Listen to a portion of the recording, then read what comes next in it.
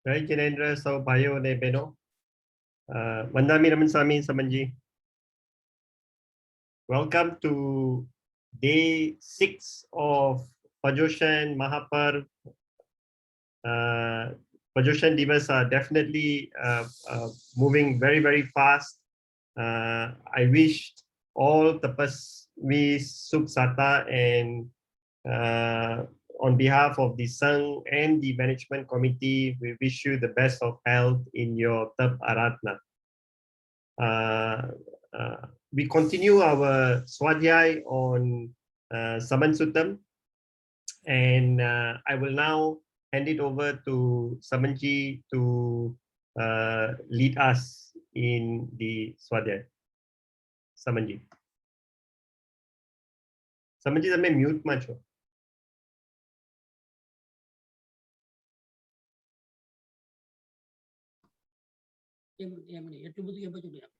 બસ હવે અત્યારે આવે છે અવાજ. हेलो हेलो बस અમુકી બસ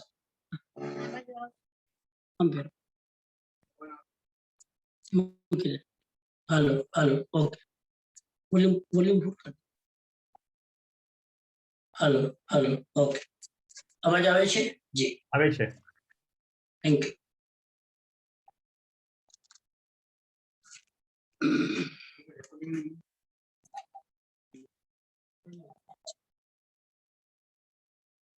કઈ લગાવો તો ચાલશે.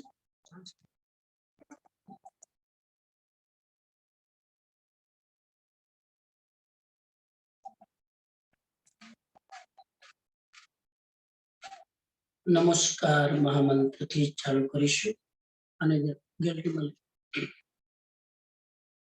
ઓમ નમો હરિહંતાણમ ઓમ નમો હરિહંતાણમ ઓમ નમો સિદ્ધાણમ ઓમ નમો સિદ્ધાણમ ઓમ નમો આયર્યાણમ ઓમ નમો ઓમ નમો ઉજ્જયાણમ ઓમ નમો ઉજ્જયાણમ નમો લોએ સવસાહો નમો લોએ સવસાહો એસો પંચનમુક્કારો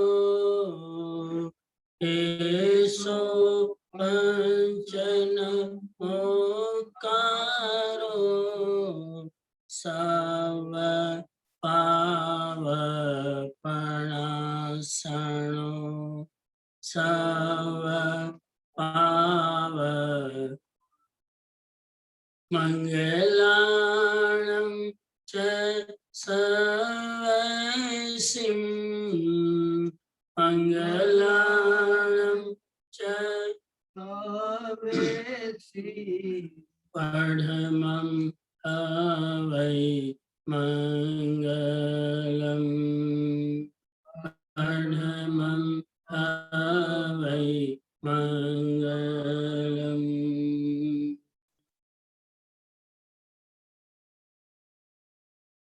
दो चार मिनट मेडिटेशन में बैठेंगे.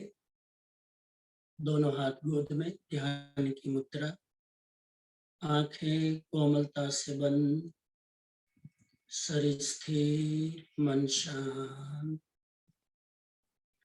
हलन चलन नहीं, मूर्ति की तरह डोल,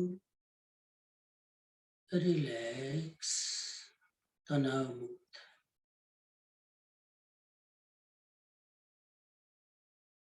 चित्त को नाक के पास एकाग्र करें. आते जाते श्वास को देखें. Breathing awareness meditation. Watch your each and every single breath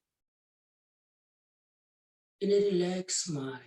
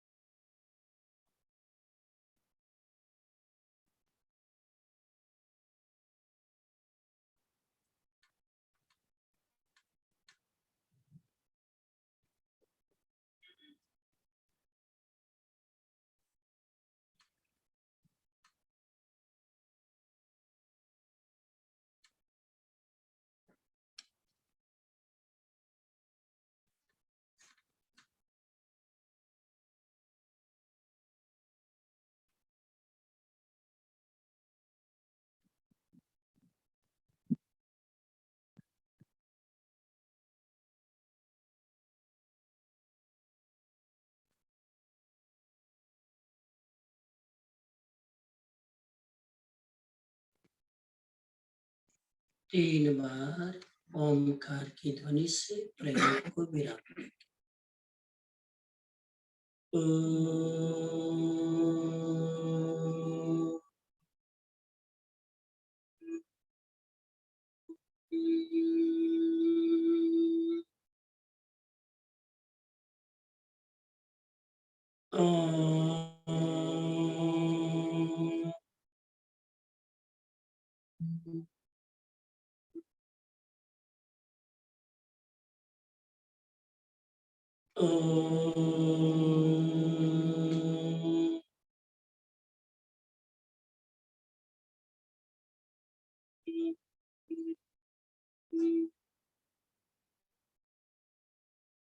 धीरे से आंखें खोले, धीरे धीरे धीरे।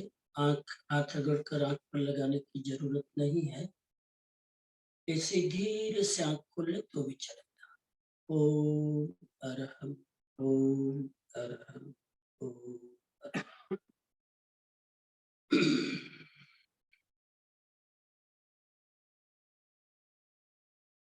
आज आगे का सत्संग प्रारंभ करें उसके पहले 5 क्वेश्चन जो आपको दिया था, एक व्यक्ति को ही एक क्वेश्चन के लिए चांस मिलेगा और मैक्सिमम 30 to 40 सेकंड में आंसर देने की कोशिश करें। पहला क्वेश्चन कल का है, विषय था कैसे जीते कषायों को, उस विषय पर। पहला क्वेश्चन, अति गुणवान मुनि को भी शांत किया हुआ कषाय गिरा सकता है, ऐसा क्यों? कौन जवाब देंगे? जरा हाथ का, हाँ एक। बाकी लोगों की वीडियो बंद क्यों है?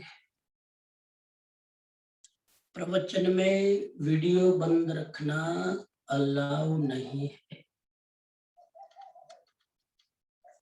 पता नहीं क्या कारण है, वीडियो चालू रख सकते हैं। हाँ, कोई अलग बात है, ड्राइव करते करते सुन रहे हैं, कोई खाते खाते सुन रहे हैं, ऐसा करना तो नहीं चाहिए। मैंने मना किया है कि सत्संग के समय कोई अदर एक्टिविटी ना हो। Please keep it your video on if possible. हाँ जी, नयन भाई।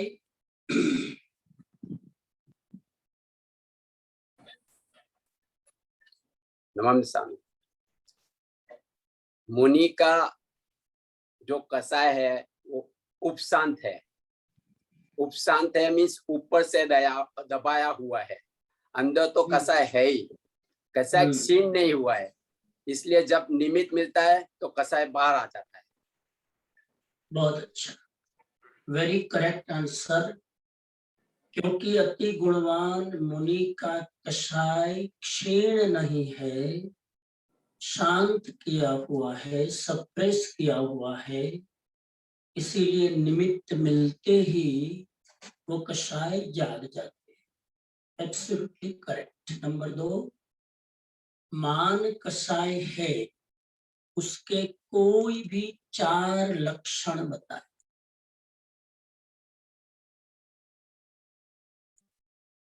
एक, दो, आज बहुत कम संख्या है। परेश भाई कितने लोग?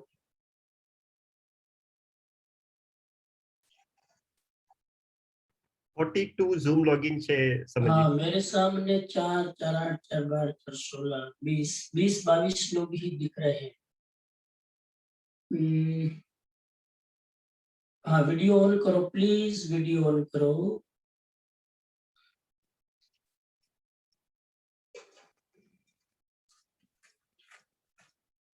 हाँ, वीडियो ऑन करो। नरेंद्र सेठ दिखाई दे रहे हैं, जवाब दे सकते हैं? Narendra Seth, I think from San Diego.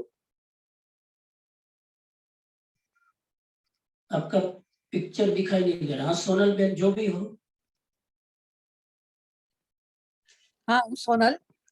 हाँ, जवाब दो इफ पॉसिबल। आपका फेस नहीं दिख रहा है, जरा बराबर फोकस करो। हाँ,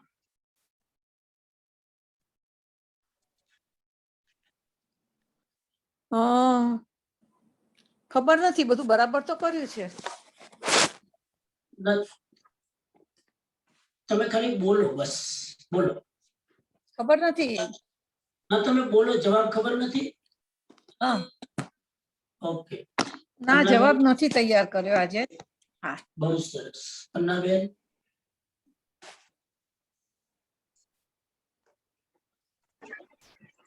વંદામી નમસ્કામી। સ્વામીજી એનો જવાબ છે કે પોતાના વખાણ પોતાની મેળે કરે, પછી મારા વગર नंबर કઈ बोलो, एक नंबर बोलो। એક નંબર, એક પોતાના વખાણ પોતાની જાતે જ કરે। બીજું કે મારા વગર કઈ થઈ જ શકે એમ નથી, હું જ બધું કરું છું। ત્રીજું, જ્યારે કોઈ વખાણ કરે તો પોતાને બહુ ગમે। ચોથું, એમ કે કોઈ તમને સન્માન ના આપે તો સમાજની કે કોઈ મોટી એવી સેવા પણ પોતાના માન ખાતર છોડી દે।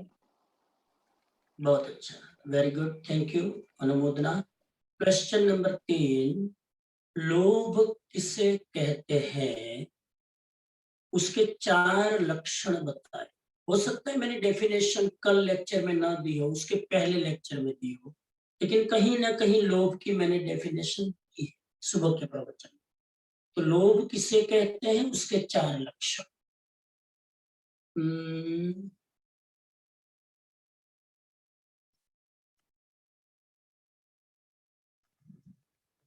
धर्मनाथ,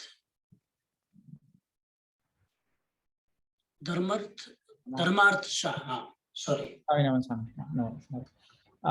मुझे एक्चुअली लोभ किसे कहते हैं वो नहीं पता है, बट 4 लक्षण पता है मुझे लोभ के। एक लक्षण होता है धन या सामग्री होते हुए भी व्यक्ति अपने लिए उसका उपयोग नहीं करता है।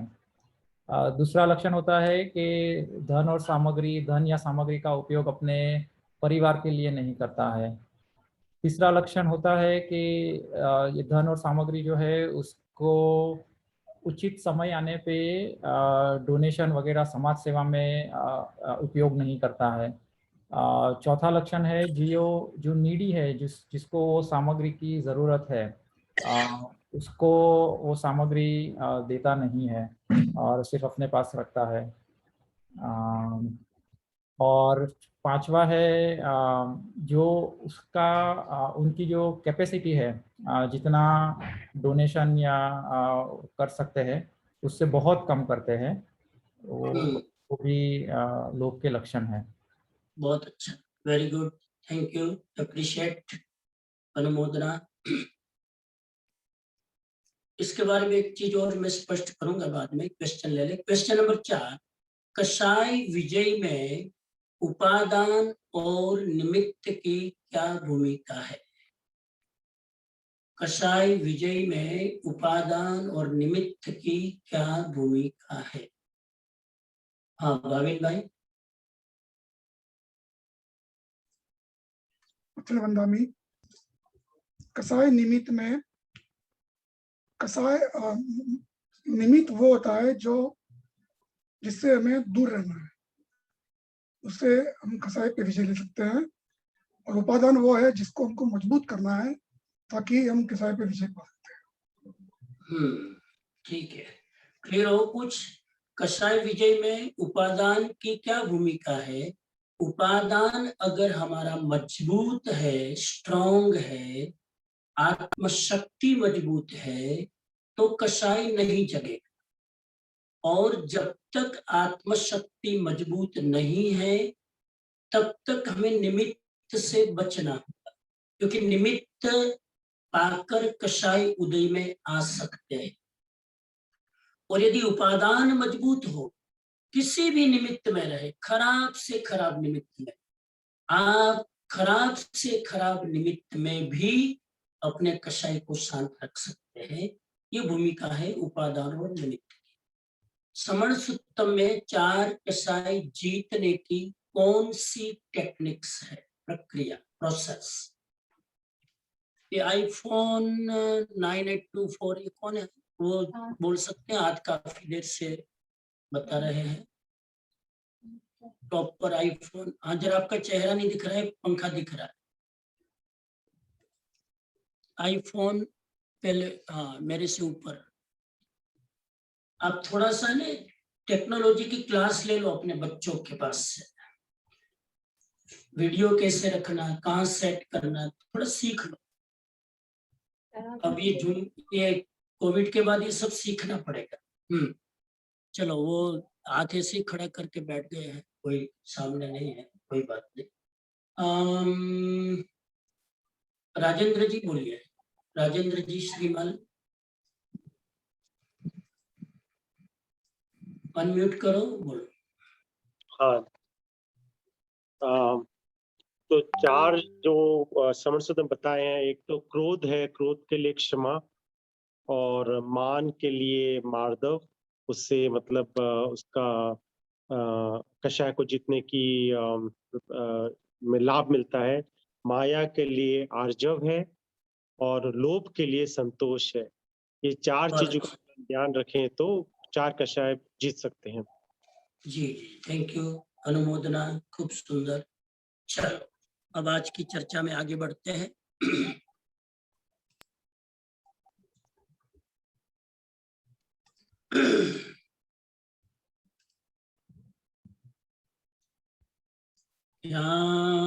ज्ञानमूलम् गुरुर्मूर्ति, पूजामूलम् गुरुपदम्, मंत्रमूलम् गुरुर्वाक्यम्, मोक्षमूलम् गुरु कृपा, मोक्षमूलम् गुरु कृपा।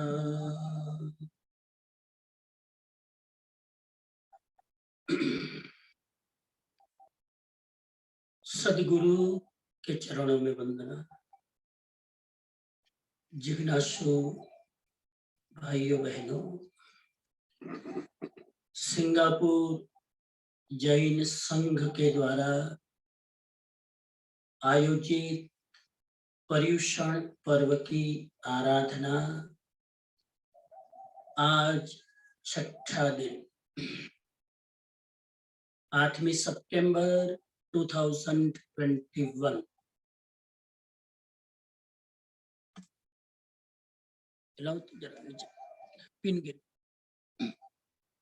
आज की चर्चा का हमारा विषय है सबसे बड़ा ग्रह परिग्रह। पर्युषण पर्व की आराधना चल रही है और जो लोग आत्मामुखी है,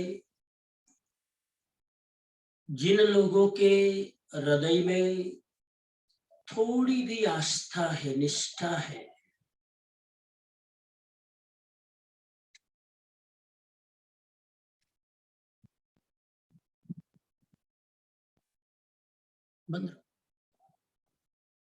जिस व्यक्ति के मन में थोड़ा भी आध्यात्मिक रुझान है,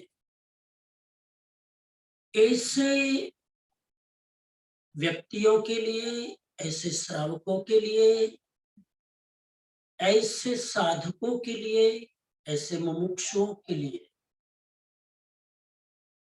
भगवान महावीर ने और महावीर स्वामी के बाद उत्तरवर्ती आचार्यों ने अपनी दूरदृष्टि से, अपने लॉन्ग साइटेड विजन से आराधना की अलग अलग सिस्टम सेट की है, ताकि व्यक्ति का मन, व्यक्ति का भाव हमेशा आत्मा के साथ कनेक्ट रहे, हमेशा भाव शुद्धि बनी रहे, हमेशा उसका मन अटैचमेंट से दूर रहे। उसके लिए बराबर प्रोसेस बता दी गई।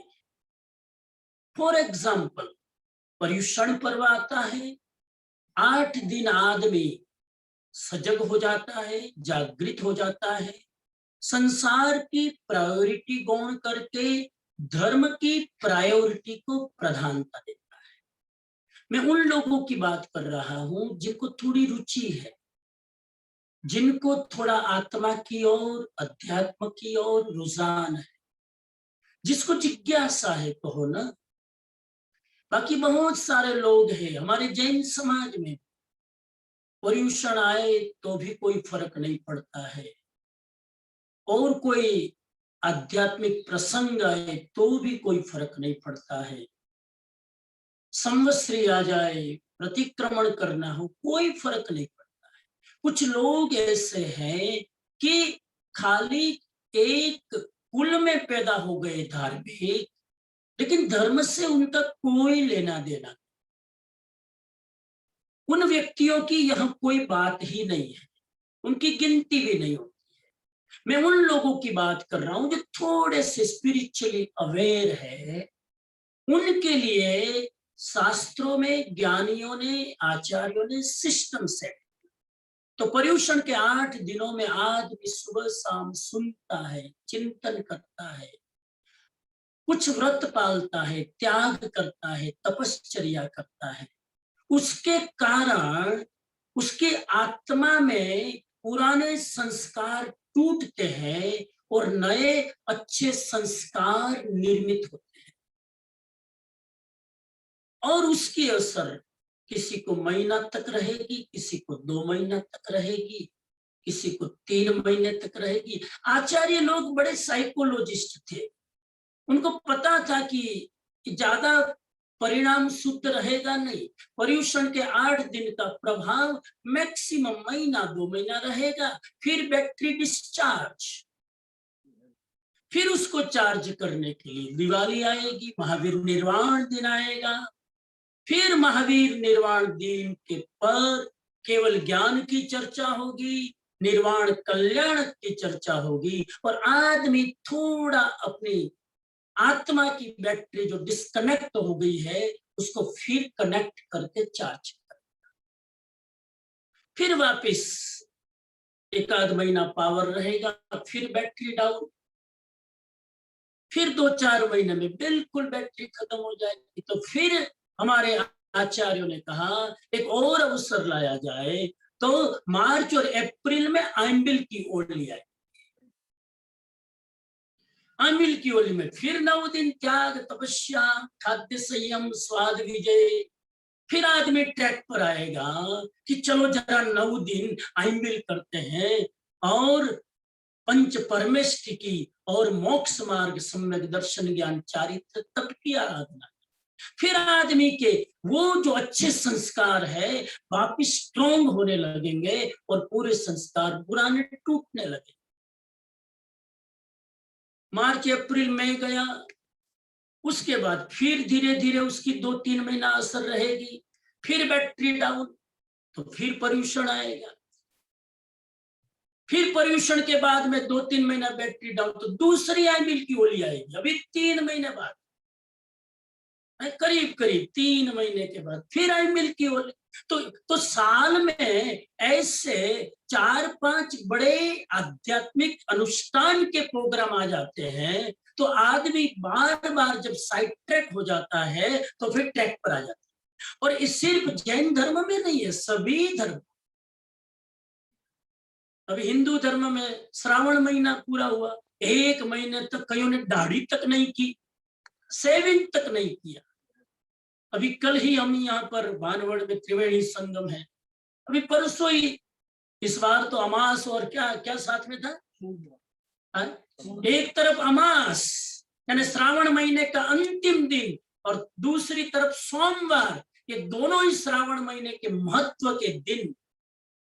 तो हम लोग भी वहां गए, सारे लोगों की, हम अजीब माहौल में रहते हैं, वहां भी वो परंपरा है, तो हम भी गए। इतनी भीड़, लोग अपनी अपनी मान्यता से आराधना करते, भगवान को याद करते, महादेव को याद करते, शिव जी को याद करते।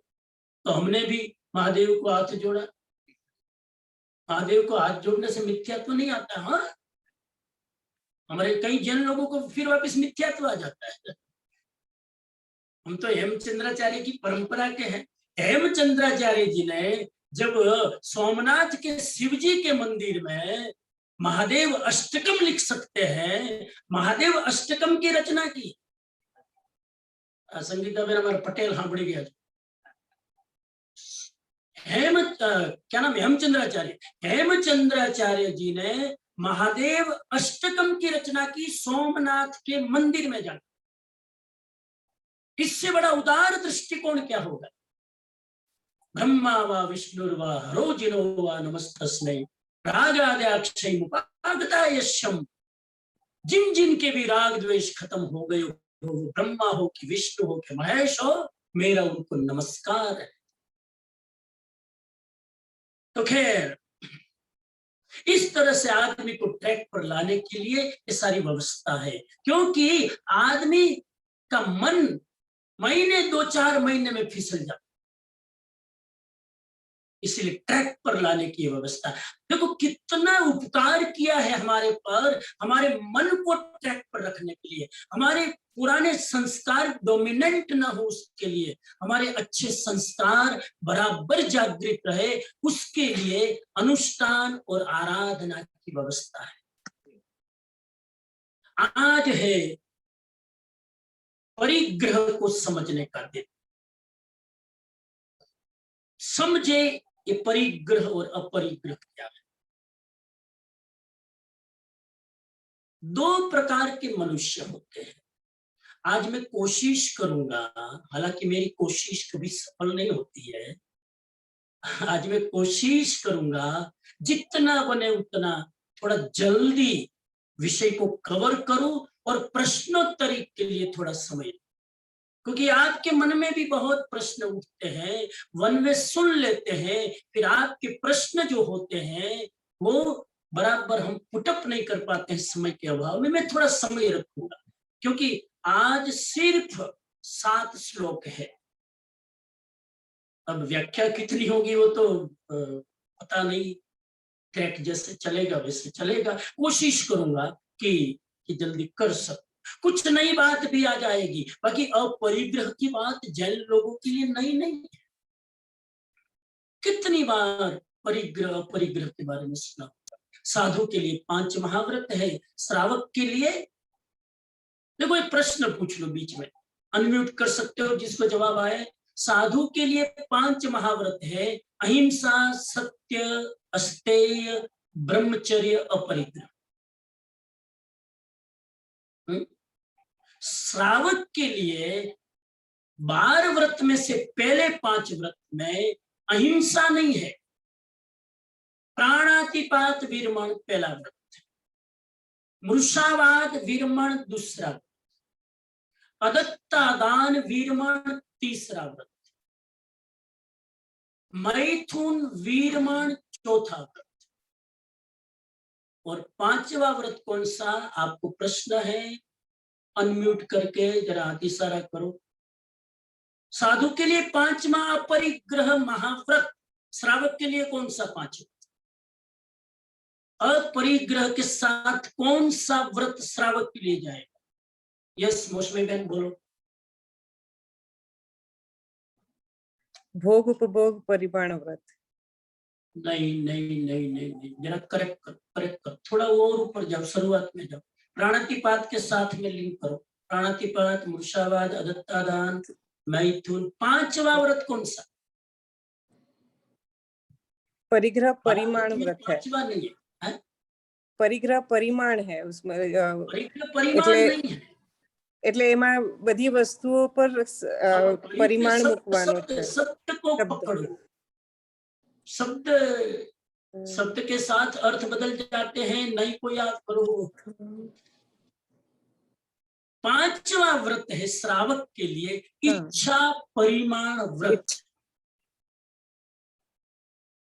देखो कितना प्रैक्टिकल अप्रोच है। श्रावक के लिए परिग्रह व्रत नहीं है, श्रावक के लिए अपरिग्रह का व्रत नहीं है। श्रावक अपरिग्रही कैसे बनेगा?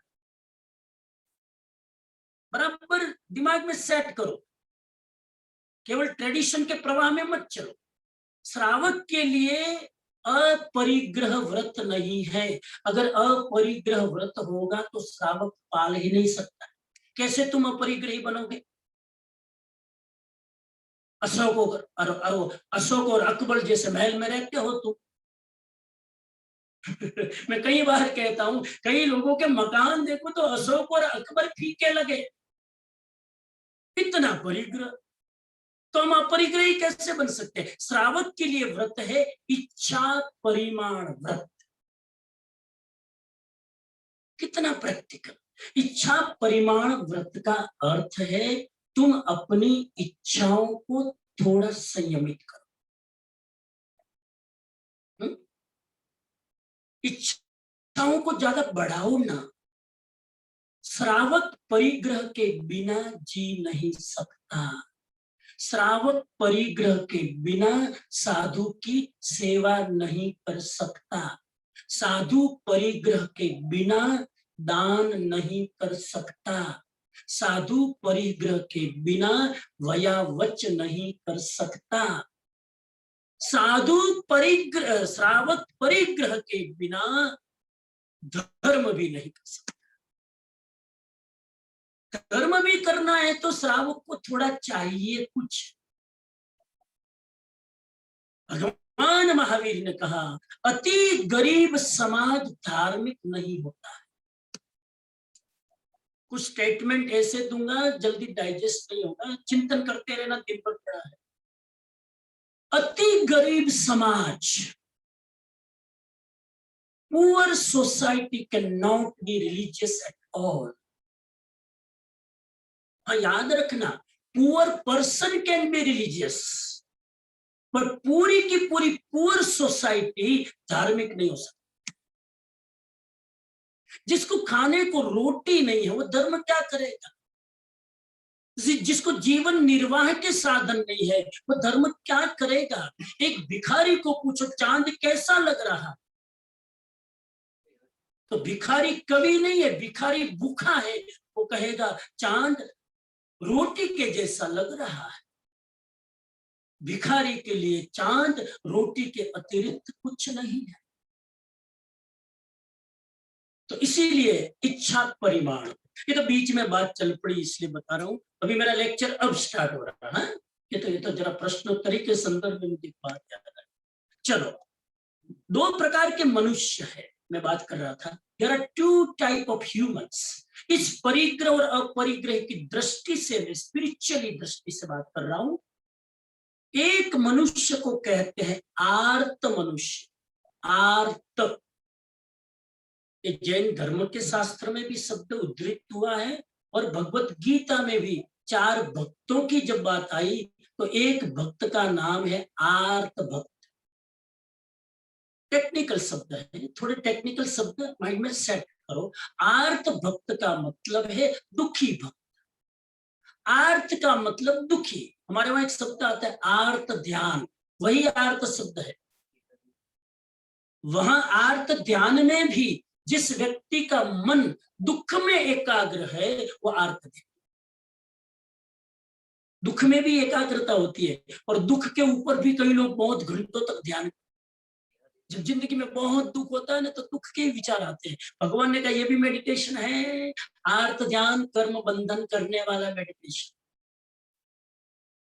तो एक मनुष्य आर्त दुखी, दूसरा मनुष्य है अनार्त दुख मुक्त मनुष्य। मैं भूमिका बना रहा हूं आज के मेरे प्रवचन। दुखी मनुष्य कौन, दुख मुक्त मनुष्य कौन, आर्त मनुष्य कौन, अनार्त मनुष्य कौन, जरा समझे एक वाक्य। जिस व्यक्ति की चेतना, जिस व्यक्ति की कॉन्शियसनेस, जिस व्यक्ति का अटेंशन, जिस व्यक्ति की आत्मा इंद्रिय और मन के स्तर पर जीती है वो आर्त मनुष्य है। बहुत धीमे धीमे चल रहा हूं क्योंकि डाइजेस्ट करते जाना होगा, थोड़ा डीप सब्जेक्ट है। आर्त का मतलब दुखी, और दुखी कौन है? भगवान महावीर के शब्दों में दुखी वो है जो इंद्रियों के लेवल पर और मन के लेवल पर रहता है, वो दुखी है। जो सिर्फ इंद्रियों का कहना मानता है, सिर्फ मन का कहना मानता है, वो दुखी है। आपका अनुभव क्या कहता है? देख लो ना, इसमें मेरी बात पर ज्यादा तार्किक होने की जरूरत नहीं। क्या कहता? इंद्रिय ज्यादा डोमिनेंट होगी, दुख स्वरूप। कल हमने रात को बात की दुख की। मन के लेवल पर आपकी चेतना रहेगी तो संकल्प विकल्प सब आते रहेंगे। अनुकूलता, प्रतिकूलता, ये अच्छा ये बुरा, ये सब मन के लेवल पर चलेगा। और ये 2 लेवल पर जब हमारी चेतना रहती है, इंद्रिय के विषयों पर और मन के संकल्प विकल्पों पर, तो उसका परिणाम दुख होता है। दूसरे व्यक्ति को कहते हैं अनार्त, जो आर्त नहीं है। अनार्त व्यक्ति वो है कि जो मात्र ज्ञान के लेवल पर नहीं रहता है, जिसकी चेतना इंद्रिय और मन से ऊपर उठकर, जिसकी चेतना आचरण मुखी है, जिसकी चेतना चरित्र मुखी है, जिसकी चेतना अप्लाई करने में विश्वास करती है, जिसकी चेतना ज्ञान के अनुसार आचरण करने में मानती है, वो दुख मुक्त है। एक चीज क्लियर कर लो कि आर्त मनुष्य को भी ज्ञान होता है, ज्ञान में तो कोई प्रॉब्लम नहीं। दुखी मनुष्य भी इंद्रिय और मन के लेवल पर जीने वाला व्यक्ति भी ज्ञान तो प्राप्त कर सकता है। ज्ञान में और अज्ञान में आर्त और अनार्त का भेद नहीं है। आर्त को भी ज्ञान है, अनार्त को भी ज्ञान है। दुखी व्यक्ति को भी ज्ञान है, सुखी व्यक्ति को भी ज्ञान है। फर्क है आचरण का। आर्त आदमी आचरण नहीं कर सकता, अनार्त आत्मा आचरण कर सकता है। आप परिग्रह मुक्ति की बात सुन लोगे तो ज्ञान तो हो गया आपको, अभी 1 घंटे में हो जाएगा। मेरा ज्ञान, अभी जो मेरा ज्ञान मेरे पास है, 1 घंटे के बाद मेरा ज्ञान आप तक पहुंच जाएगा, तो आप भी मेरी तरह ज्ञानी हो गए। लेकिन उसको उतारोगे नहीं तो आप आर्त ही रहोगे, अनार्त नहीं बनोगे। शायद समझ रहे होंगे मेरी बात। आप दुखी ही रहोगे, सुखी नहीं बनोगे। यानी ज्ञान के अनुसार आचरण करने वाला आर्त से मुक्त हो सकता है, अनार्त बन सकता है। और अनार्त व्यक्ति जब आचरण करता है तो उसका पहला रूप है अहिंसा, उस आचरण का दूसरा रूप है अपरिग्रह, और उस आचरण का तीसरा रूप है अप्रमाद। और आने वाले 3 दिनों में मैं इसी क्रम से चर्चा करने वाला हूं। हमारे आचरण का, आचरण यानी प्रैक्टिस, आचरण यानी फॉलो, आचरण यानी अप्लाइड करना, हमारे आचरण का निर्धारण करने वाले 3 संदर्भ है, याद रखना। हमारे आचरण को डिसाइड करने वाले 3 रेफरेंस है। नंबर 1,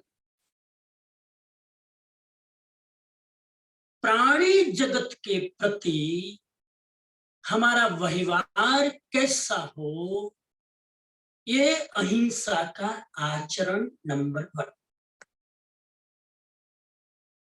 प्राणी जगत के प्रति, जीव सृष्टि के प्रति, लिविंग मैकेनिज्म के प्रति हमारा व्यवहार कैसा हो, उसमें से अहिंसा का जन्म होता है।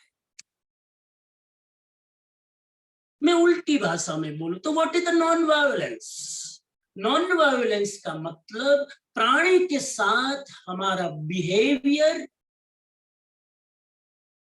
दया का हो, प्रेम का हो, उसको कहते हैं अहिंसा। एकेंद्रिय से लेकर पंचेंद्रिय तक प्रत्येक जीव के साथ हमारा व्यवहार यदि सद्भाव पूर्वक का है तो इसका नाम महावीर की वाणी में अहिंसा है, नॉन वायलेंस। तो यह आचार का पहला तत्व अहिंसा। आचार का दूसरा तत्व है पदार्थ के प्रति यदि हमारा व्यवहार संयमित है तो इसका नाम अपरिग्रह। कनेक्ट करने की कोशिश करना अहिंसा को प्राणी जीव सृष्टि के साथ, अपरिग्रह को कनेक्ट करना मटीरियल वस्तुओं के साथ, जिसकी आज मैं चर्चा करने वाला हूं। ये दूसरा मुद्दा मेरी आज की चर्चा का। पहली जो मुद्दा है अहिंसा का, मैं कल बात करूं। तो पदार्थ के प्रति हमारा संयमित व्यवहार, मटेरियल चीजें जितनी भी हम यूज करते हैं, अभी आएगा, अभी परिग्रह के प्रकार सारे आएंगे। आज तो प्रकार ही प्रकार है, सारे प्रकार आएंगे आज। कितनी जात का पदार्थ होता है, कितनी टाइप का पदार्थ होता है, कितनी टाइप की मटेरियल चीजें होती है, सारी बातें भगवान आगे खोल के पूरा चार्ट रखे। उनके प्रति हमारा संयम, इसका नाम अपरिग्रह। या मैं उल्टे शब्दों में बोलूं तो अपरिग्रह की परिभाषा है पदार्थ के प्रति हमारा संयमित व्यवहार हो, इसका नाम अपरिग्रह। बैठ रहा है दिमाग में? मुंडी हिलाते जाना, दिमाग में सेट हो रहा है? नहीं हो रहा है? हो रहा है, ओके, गुड गुड। नंबर 3 जिसकी चर्चा मैं डेप्थ टुमारो करूंगा, अभी उसका फ्रेमवर्क क्या बना रहा हूं। पहला अहिंसा, कनेक्ट करना सीधा प्राणी मात्र के साथ हमारा एटीट्यूड कैसा है। अपरिग्रह, मटेरियल चीजों के साथ हमारा एटीट्यूड कैसा है। और तीसरा है अपने प्रति हमारा व्यवहार कैसा है। How we do behave with our own self. हमारे साथ अपने व्यवहार को मापने का नाम है अप्रमाद। ये 3 शब्द जरा कंप्यूटर में फिट करना, दिमाग में करना। अप्रमाद, अप्रमाद का मतलब है how do you behave with yourself. If you behave with yourself with full of awareness and alertness, that is called apramad. If you are mindful with each and every activity, that means you are apramadi. Clear हो रहा है? तो एकदम set कर लो। अपने प्रति behaviour कैसा, अप्रमाद। Material चीजों के प्रति बिहेवियर कैसा, बोलते जाओ। आपके होठ मुझे दिखाई दे रहे हैं, बोलो अपरिग्रह। और जीव सृष्टि के प्रति हमारा व्यवहार कैसा, उसका नाम अहिंसा। बहुत अच्छा, ये मेरा फ्रेमवर्क है आज का। और ये बराबर दिमाग में सेट करके रखना, इसको तो रट ही लेना, वो खींच ले जो। अपरिग्रह आवे એટલે મટીરીયલ વસ્તુને સામે રાખે। અહિંસા આવે એટલે એકેન્દ્રથી લેકર પંચેન્દ્ર જીવ માત્રને સામે રાખે। એક કીડીને મારવી, એક મચ્છરને મારવો પણ મોટામાં મોટો ધર્મ। ગાયને લાઠી મારવી, ભેંસને લાઠી મારવી મોટામાં મોટો ધર્મ। जानवरों ने बांधी राखवा मोटाમાં मोटो धर्म। और अपने प्रति आपका व्यवहार कैसा, अप्रमाद। अप्रमाद, अप्रमाद का दूसरा मतलब है अवेयरनेस, जागृति, माइंडफुलनेस। आजकल बहुत इंग्लिश के शब्द।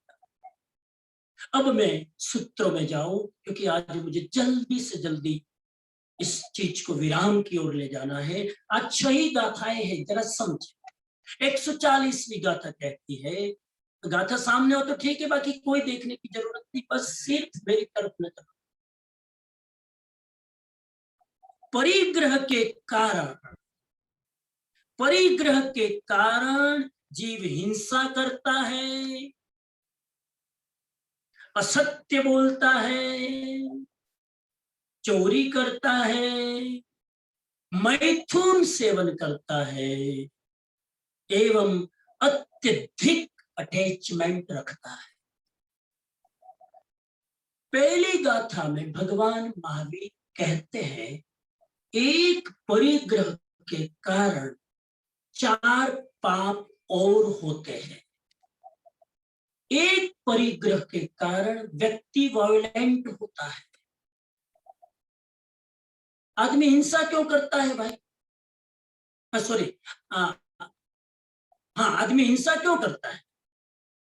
आदमी हिंसा करता है परिग्रह के लिए। मुझे परिग्रह ही नहीं चाहिए तो मैं हिंसा क्यों करूंगा? महावीर का साधु अपरिग्रही है, इसलिए उसको हिंसा करने की जरूरत ही नहीं। महावीर का साधु पूर्ण अपरिग्रही है, उसको हिंसा करने की जरूरत ही नहीं। हम हिंसा क्यों करते हैं? परिग्रह के लिए। जितना बड़ा परिग्रह उतनी बड़ी हिंसा। कोई भी परिग्रह, कोई भी मटेरियल कलेक्शन हिंसा के बिना नहीं हो सकता। દીવા જેવી વાત છે। और परिग्रह माटे माणस जूठू बोले, पैसा माटे जूठू बोले, मटीरियल वस्तुओं माटे जूठू बोले। ભગવાને આમના માટે કોઈ એક્ઝામ્પલ નથી આપતા, કેમ કે ભગવાને બધું આના એક્ઝામ્પલ ગૃહસ્થ ઉપર છોડી દીધા છે. આપણે બધા એક્સપર્ટ છીએ આના એક્ઝામ્પલ માટે કે પરિગ્રહ માટે આપણે કેટલું જૂઠું બોલીએ. હું મુંબઈમાં વારંવાર બહુ એક્ઝામ્પલ આ તો મારા સબકોન્શિયસ માઇન્ડમાં અંદર ઉતરી ગયું છે. લગભગ લેક્ચરમાં એકવાર આવે સિરીઝમાં, ગમે તમે મારું 5 વાર સાંભળ્યું હશે, પણ મારે રિમાઇન્ડ નથી કરાવવું. તમને એમ લાગે કે ફ્રેશ નોલેજ છે, સમજી. હું મુંબઈમાં હતો તો એક જગ્યાએ લેક્ચર આપવા જતો હતો તો એક ભાઈ મારી બાજુમાં હાલતા હતા, ફોન ઉપર કોઈ સાથે વાત કરતા, અને વાત કરતા કરતા મારી બાજુમાં જે ભાઈ ઉભા હતા ફોન ઉપર બીજાને જવાબ આપે કે અત્યારે હું તમને નહીં મળી શકું કેમ કે હું બરોડામાં છું. મને નવાઈ લાગી કે મારા 2 ફૂટ દૂર હું મુંબઈમાં ના બરોડામાં. ઓહો, ચમત્કાર! આવો ચમત્કાર તો કોઈ ન બતાવી શકે. મારાથી 2 ફૂટ દૂર મને કે હું બરોડામાં છું, તમને મળી નહીં શકું. મેં મારી સાથે જે ભગત ચાલતા તેને પૂછ્યું, મેં આપણે તો મુંબઈમાં છીએ ને? તમે આપણે તો બરાબર છીએ. મને એમ લાગ્યું કે આપણે બરોડામાં છીએ. તો ના ના, આપણે મુંબઈમાં. આ ભાઈ બરોડામાં છે 2 ફૂટ. મુંબઈ અને બરોડા વચ્ચેનું અંતર એને હાવ ઘટાડીને 2 ફૂટ જ કરી નાખ્યું. ओहो, फिर मैं लेक्चर देने गया तो मेरे पीछे पीछे वो भी घुसा. ओहो, और आगे की पंक्ति में पहली चेयर में पहली लाइन में वो बैठा. मैंने सारा प्रोटोकॉल लेक्चर का कैंसल करके मैंने सत्य धर्म पर लेक्चर दिया. तो उसके चेहरे के भाव में देख रहा था, उसका अहोभाव मेरे प्रति में देख रहा था. जैसे ही प्रवचन पूरा हुआ मेरे पास आकर साष्टांग वंदन करने लगा. मैंने कहा समझिए आप रियली ज्ञानी हो, जितना आप मेरे पर बोल रहे थे. मैंने कहा तेरे पर ही बोलूंगा ना, बाहर धंधा क्या कर रहा था, तेरे पर तो बोलूंगा. वो मैंने उनको बोला नहीं तो एक भगत चुप जाए. फिर मैंने वो पेपर आउट उनको नहीं किया. उनको तो यही लगे कि मैं ज्ञानी हूं, लेकिन बाहर मैंने देख लिया. और फिर मुझे पता चला कि वो इसलिए कह रहे थे कि मैं बरोड़ा हूं क्योंकि जिसका फोन था उसको 10 लाख रुपया उनसे लेना था और उसको आदत नहीं थी देने की, दानत नहीं थी. परिग्रह के लिए झूठ बोला. परिग्रह के लिए आदमी झूठ, परिग्रह के लिए चोरी करता है. आदमी चोरी क्यों करता है भाई? अरे किसी की भी चोरी, चलो ना, टैक्स की चोरी क्यों करता है? परिग्रह के लिए.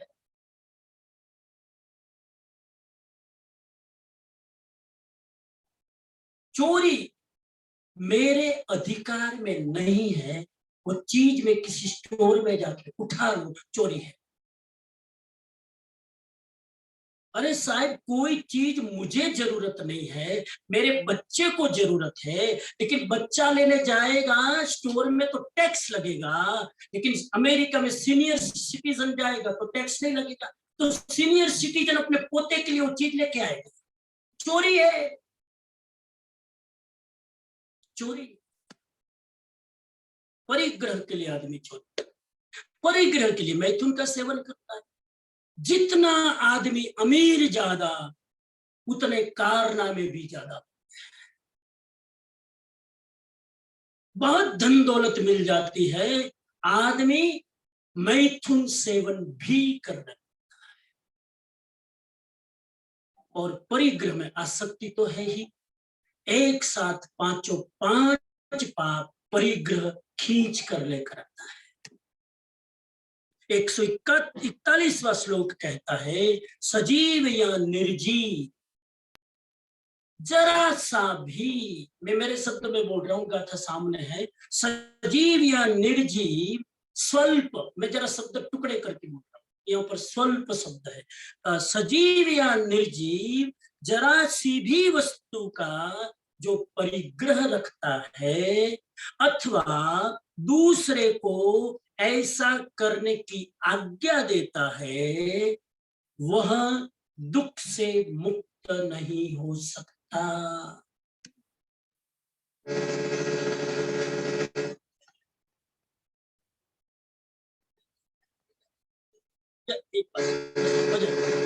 थोड़ा जरा बस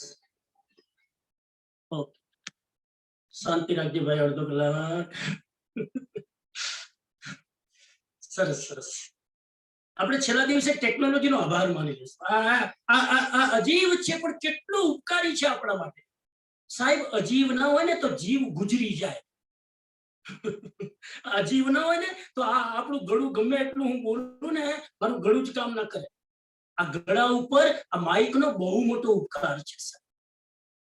હું અહીં સુધી કહું તમને, આ તો વાત નીકળી એટલે મહેરબાની કરીને રાતના સુવા જાઓ ને નિર્જીવ વસ્તુઓનો પણ આભાર માનું છું. કેટલી બધી નિર્જીવ વસ્તુ. અરે સાહેબ એક ખુરશી ન મળે તો તમે 2 કલાક સત્સંગ ન કરી શકો, એ ખુરશીનો આભાર માનું છું. એરકોન ન હોય તો તમે સાંભળી ન શકો સાતાપૂર્વક, એ એરકોન નો આભાર માનું છું. હું તો જેટલી વસ્તુ વાપરું છું ને એ દરેક નો મારા મનમાં એમ થાય કે આના વગર હું જીવી ન શકું. આભાર. આ 2 દિવસથી મારું ગળું એટલું મસ્ત કામ કરે છે. આ અજીવનો આભાર સાહેબ. ખેર, सजीव या निर्जीव स्वल्प वस्तु का भी जो परिग्रह रखता है अथवा दूसरों को उस परिग्रह रखने की आज्ञा करता है और दुख से मुक्त नहीं हो सकता. एक इक्वेशन बना लो, एक इक्वेशन बना लो. जहां जहां परिग्रह वहां वहां दुख. सूत्र बना लो. जितना जितना परिग्रह, मैं जरा डाइल्यूट करूं, जितना जितना परिग्रह उतना उतना दुख. इक्वेशन बना लो. कम परिग्रह कम दुख, ज्यादा परिग्रह ज्यादा दुख. ये बात कैसी प्रैक्टिकल लग रही है कि ऑर्थोडॉक्स? अब तो अनुभव क्या कहता है? परिग्रह में रहने वाले लोगों का तो अनुभव. मैं बहनों को पूछूं, जितनी साड़ियां ज्यादा उतना दुख के सुख. लो क्या गया बेलो, क्या गया? आरती बेन बोलो, अनम्यूट करो. જેટલી સાડીઓ વધારે ને તમારા ક્લોઝેટમાં એટલું દુઃખ વધારે કે સુખ? દુઃખ. મને ગમે એ જવાબ ના આપતા, જે હોય એ જવાબ આપજો. દુઃખ. હા? દુઃખ. દુઃખ. હા બસ આરતીબેન ની વાત માનજો, મારી વાત નહીં માન. કેમ કે મેં તો બધું લગભગ હું તો હવે આ રસ્તા ઉપર છું ને છોડવાના માર્ગ. તો હું બોલું એમાં તમને નવાઈ લાગે. આરતીબેન કહે છે કે મારા પ્રોજેક્ટ પર જેટલી સાડીઓ વધારે હોય એટલી વધારે દુઃખી. હવે આજથી પછી મારે કેવું નહીં પડે. જેવું લેક્ચર પૂરું થશે 8-10 જૂની સાડીઓ છે કાઢીને ડોનેટ કરશે. હું હંમેશા કહું કે નવી સાડી લાવો, વાંધો નહીં, પેલા જૂની એક બહાર કાઢો. નવી લાવો પણ જૂની એક બહાર કાઢો, જેથી બેલેન્સ રહે પરિગ્રહનું સાહેબ. નવી નવી લાવતા જાય, જૂની જૂની એમને. અને ઇન્ડિયન માઇન્ડ રાખો કામ આવશે, રાખો કામ આવશે. હળી જાય પણ કામ ના આવે. લોભી એક તો લોભી પાછો વાપરે નહીં. લોભની ડેફિનેશન તમે પ્રશ્નમાં કોઈએ બતાવી દઈ. હું ફરી રિપીટ કરી દઉં. લોભની પરિભાષા છે જે પોતાના માટે વાપરી ન શકે, જે બીજાના માટે વાપરી ન શકે, આનું નામ લોભ. પોતાના માટે ના વાપરે સાહેબ. અમારા જૂના જમાનામાં વડીલો કહેતા, એ જમાનામાં ક્યાંક વાગી જતું ને તો લોકો ટીચર આયોડીન રાખતા. ટીચર આયોડીન રાખતા ને, હજુ તમારી પુરુષાર્થ સ્કૂલમાં હશે ટીચર આયોડીન. ક્યાંક વાગે એટલે લગાડે. લોભીઓ શું કરે? ટીચર આયોડીન જો ઢોળાઈ જાય ને તો ચપ્પુ લઈને આંગળીને કાપો કરે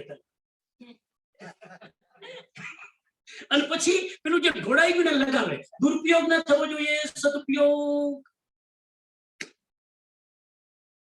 આ લોભીની પ્રકૃતિ સાહેબ. લોભી વાપરે પણ નહીં, કોઈને વાપરવા નથી. અને મજેદાર વસ્તુ એ લોભી પોતાના પરસેવો પાડીને સમય બરબાદ કરીને પોતે ભેગું કર્યું હોય, પોતાની બુદ્ધિ નીચોવીને, પણ પોતે વાપરી ન શકે. કોઈને વાપરવા ન દે. સાહેબ કેટલી દયા આવે લોભી જોઈ. પણ લોભીઓ હસતો જોઈ, એને કોઈ દયા જ ના આપે. લોભિયાને તમે ક્યારેય ઉદાસ નહીં જો. લોભીઓ હસતો જ હોય સાહેબ. જવા દો. આ લોગ ઉપર તમે એટલું બધું રિસર્ચ કર્યું કે મને 2 કલાક જોઈએ. આ લોગ ઉપર તમે બહુ રિસર્ચ. એટલે કોઈ પીએચડી ની ડિગ્રી નથી લીધી. હું ડોક્ટર નથી. તમે પીએચડી કરો ડોક્ટર લાગે, પણ મેં લોકોના ચહેરા જોઈને પીએચડી કર્યું. લોભીઓ ન વાપરે ન વાપરવા દે. ચલો, તો જેટલો પરિગ્રહ વધારે એટલું દુઃખ વધારે, જેટલો પરિગ્રહ ઓછો એટલું સુખ વધારે. આ ઇક્વેશન કરી નાખો. હું અમેરિકામાં જાઉં સાહેબ, હવે તો ઘણા બધા સુધરી ગયા છેલ્લા 15-20 વર્ષના લેક્ચરો સાંભળી. બાકી હું અમેરિકામાં જાઉં ને તો ત્યાંના ગરાજ ઉપર એક લેક્ચર આપે, ત્યાંના બેઝમેન્ટ ઉપર એક બીજું લેક્ચર આપે, ત્યાંના બાથરૂમ ઉપર ત્રીજું લેક્ચર આપે, અને ત્યાંના લિવિંગ રૂમમાં માસ્ટર બેડરૂમ ઉપર ચોથું લેક્ચર. 4 લેક્ચર તમારા આમ નામ જાય સિરીઝ. એટલો પરિગ્રહ. બાથરૂમમાં જાય તો જરાક સાબુ ઉઠાવો તો 5 વસ્તુ નીચે પડે, જરાક શેમ્પુ લો બીજી 5 વસ્તુ પડે. ઓહો, બાથરૂમમાં માણસ રિલેક્સ થવા જાય. મારા જેવા સૌથી મોટું ટેન્શન બાથરૂમ. એટલું બધું હોય. પછી કેટલા ક્રીમ ને લોશન ને આપણે તો ખબર ના પડે, એટલું બીજું લગાવી દે તો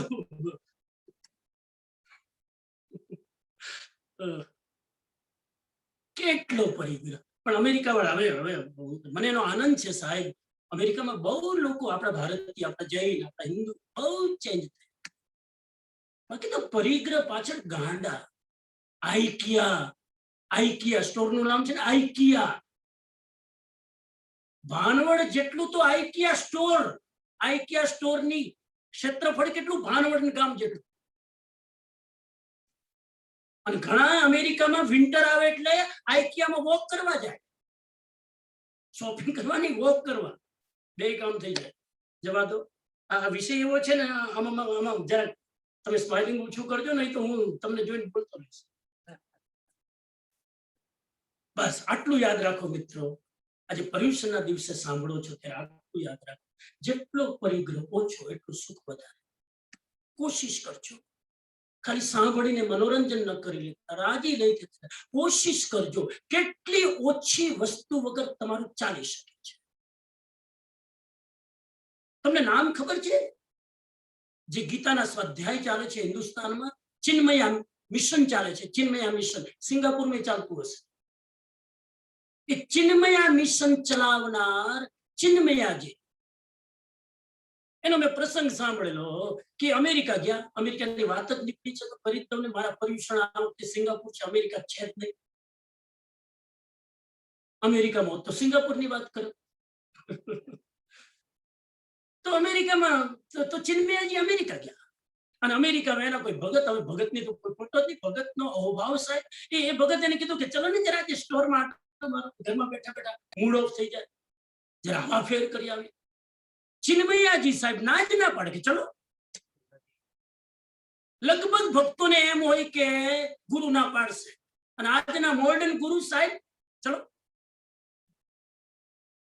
આ મોસબીબેન ના હસબન્ડ છે ને, સેજલભાઈ, શું નામ? મને કે ચલો સ્ટોરમાં. મને કે ચલો, મને શોપિંગ કરવા લઈ ગયા. સેજલભાઈ ને શું નામ? સેજલભાઈ. હા. તો ચિન્મયાજી સ્ટોરમાં ગયા અને પેલા ભગત એને બધું બતાવે, બધી વસ્તુઓ. ઓહો. અને અમેરિકાના સ્ટોરમાં સાહેબ એક આલ્પિન થી લઈને એરોપ્લેન મળે, બધું બતાવે જાય. જો આ વસ્તુ, આ વસ્તુ, આ વસ્તુ. અને પેલો ભગત ચિન્મયાજીના ચહેરાના ભાવ જોતો જાય, અને ચિન્મયાજી બધી વસ્તુ જોતા સ્માઇલિંગ કરતા જાય. આખો 1 કલાક સ્ટોર ફેરવ્યો ને કીધું ભક્તે કે પ્રભુ કંઈક લો, પ્રભુ કંઈક લાભ આપો, પ્રભુ કંઈક લો. ચિન્મયાજી જોતા જાય, સ્માઇલિંગ કરતા. આખો સ્ટોર ફેરવી લીધો ને 1 કલાક પછી જયારે ગેટની બહાર એક્ઝિટ કરી ત્યારે ભક્તે પૂછ્યું કે તમે આટલી બધી વસ્તુ જોઈ, કોઈ વસ્તુ લીધી નહીં, અને છતાં આટલું સ્માઇલિંગ કેમ કરતા? તો એટલા માટે કે આજે મને પહેલી વાર ખબર પડી કે કેટલી બધી વસ્તુ વગર મારું કામ આરામથી ચાલે છે. કેટલી બધી લોકોને જીવવા માટે આટલું બધું જોઈએ. લોકોને દુઃખી થવા માટે આટલું બધું જોઈએ? દુઃખી થવા શબ્દ વાપરું છું કે પરિગ્રહ દુઃખી થવાનો ધંધો છે સાહેબ. કેટલા જોડી કપડાથી ચાલી શકે સાહેબ? બહેનો બહેનો બહેનો, આ દુનિયામાં બહેનો ના હોત તો શોપિંગ સેન્ટરો બંધ થઈ જાય.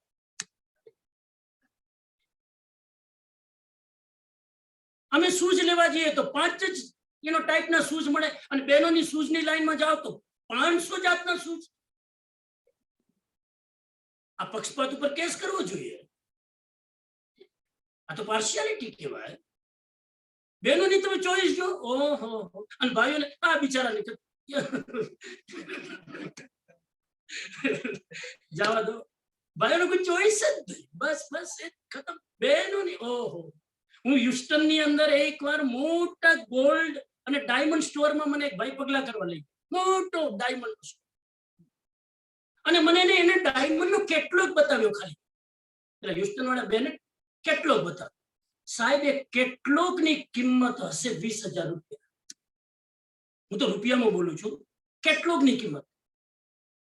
મેં કીધું આટલા બધા કેટલોગ તમે આટલા મોંઘા છપાવો અને આટલા મોટા મોટા હીરાના સ્ટોર, આ તમને પોસાય છે? તો કે જ્યાં સુધી બહેનો છે ને આ દુનિયામાં ત્યાં સુધી બધું પોસાય છે. બધું પોસાય છે. મારું બધું છે. મને માફ કરજો, આ તો નેચરલ વાત છે ને. આપણે હું બહેનોની કોઈ પટ્ટી નથી. આ તો નેચરલ સ્વભાવ છે. તો જેટલો પરિગ્રહ વધારે એટલો દુઃખ વધારે, જેટલો પરિગ્રહ ઓછો એટલું સુખ વધારે. આ ભગવાન મહાવીરના શાશ્વત સૂત્ર ઉપર પ્રેક્ટિસ કરીને જોઈ લેજો સાહેબ. સાધુ 2 જોડી કપડા હોય, વ્હાઈટ જ કલર, 2 જોડી. સવારે ઉઠીને કોઈ વિકલ્પ ના આવે, કોઈ રાગ દ્વેષ ના થાય. આજે એક ધોયું અને કાલે એ જ કલરનું બીજું કપડું પહેરી લીધું. કોઈ રાગ નહીં, કોઈ દ્વેષ નહીં, કોઈ કોઈને બતાવવાની ભાવના નહીં. બસ આવી રીતે આદમી સુખી બની શકે. મારું એક વાક્ય યાદ રાખજો, જે વસ્તુના તમે માલિક બનવા જાઓ છો એ જ વસ્તુના તમે ઇનડાયરેક્ટ ગુલામ બનો છો. જે વસ્તુના તમે માલિક બનવા જાઓ તમે એ જ વસ્તુના ગુલામ. આના ઉપર ધ્યાન કરજો, મેડિટેશન. હું આગળ જાઉં છું. 142वीं गाथा कहती है, जो परिग्रह की वृद्धि का त्याग करता है वही परिग्रह को त्याग सकता है. जिसके पास परिग्रह नहीं है उस मुनि ने यह मार्गदर्शन दिया है. महावीर स्वामी दीक्षा लेने के बाद वो मुनि है जिनके पास कोई परिग्रह नहीं है. एक देवता ने प्रसन्न होकर महावीर को देवदुष्य वस्त्र दे दिया था. वो वस्त्र भी वर्षिदान लेने में एक ब्राह्मण चूक गया था, तो आधा वो वस्त्र जब झाड़ी में अटक गया था, महावीर ने वो वस्त्र भी दे दिया. और वो ब्राह्मण वस्त्र बाजार में बेचने जाता है तो व्यापारी कहता है यह दुर्लभ वस्त्र है, आधा लेकर क्या करूंगा? ये देव द्वारा दिया गया वस्त्र है, ये पूरा वस्त्र लाओ तो मैं कीमत.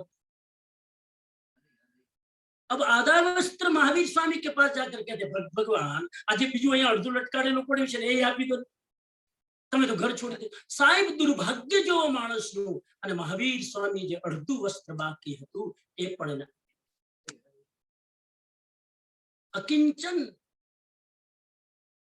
जे परिग्रह की वृद्धि का त्याग करता है वही परिग्रह का त्याग. इसका मतलब क्या है?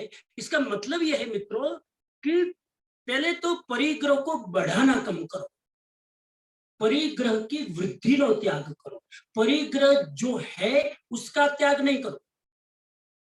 याद रखना, आपके पास जो अभी परिग्रह है उसका त्याग मत करो, लेकिन अब नियम कर लो. आज का व्याख्यान सुनने के बाद 1 साल मेरे लिए कपड़े खरीदूंगी नहीं.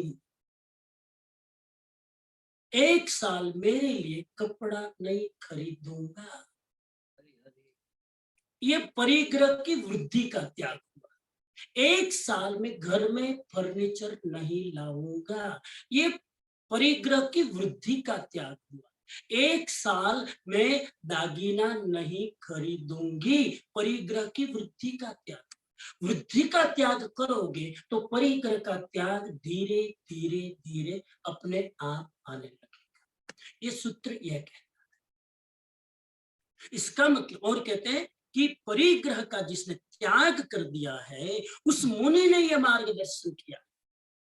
ये वाक्य बोलने की जरूरत क्या थी? ये जरूरत इसलिए थी कि एक्सपीरियंस्ड व्यक्ति के द्वारा ये स्टेटमेंट आया है। ये फिलोसॉफिकल बात नहीं है, यह अनुभव से आई हुई बात है कि परिग्रह की वृद्धि करना बंद कर दो तो जो है वो भी धीरे धीरे धीरे धीरे कम होने लगेगा, क्योंकि बढ़ाना कम कर दिया ना तो है उसकी भी आसक्ति कम हो जाएगी।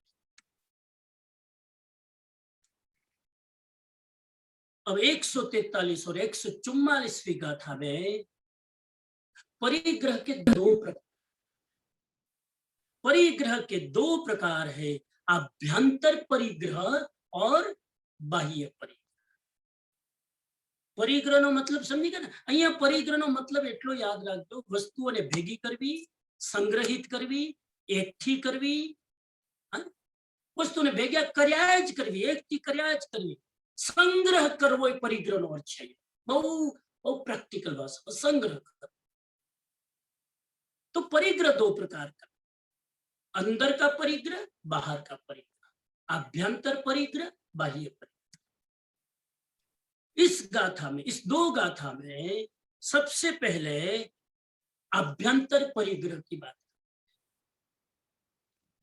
प्रत्येक जैन व्यक्ति को ये भीतर के 14 परिग्रह याद होने चाहिए। बाहर से आदमी अकिंचन, फिर भी अंदर से आदमी परिग्रही हो सकता है। भारतीय साव अकिंचन, दिगंबर साधु को तो कोई परिग्रह नहीं, न कपड़ा भी नहीं पहनते। भगवान महावीर कहते हैं उनको भी अभ्यंतर परिग्रह हो सकता है। हालांकि वो साधना ऐसी करते हैं कि अंदर में भी परिग्रह न रहे, लेकिन हो सकता है। बाहर का छोड़ देने से मत मान लेना कि अंदर का परिग्रह भी गया। 14 परिग्रह भीतर के, 14 परिग्रह, एक एक नाम गिनाता जाऊं मैं। पहला परिग्रह है मिथ्यात्व।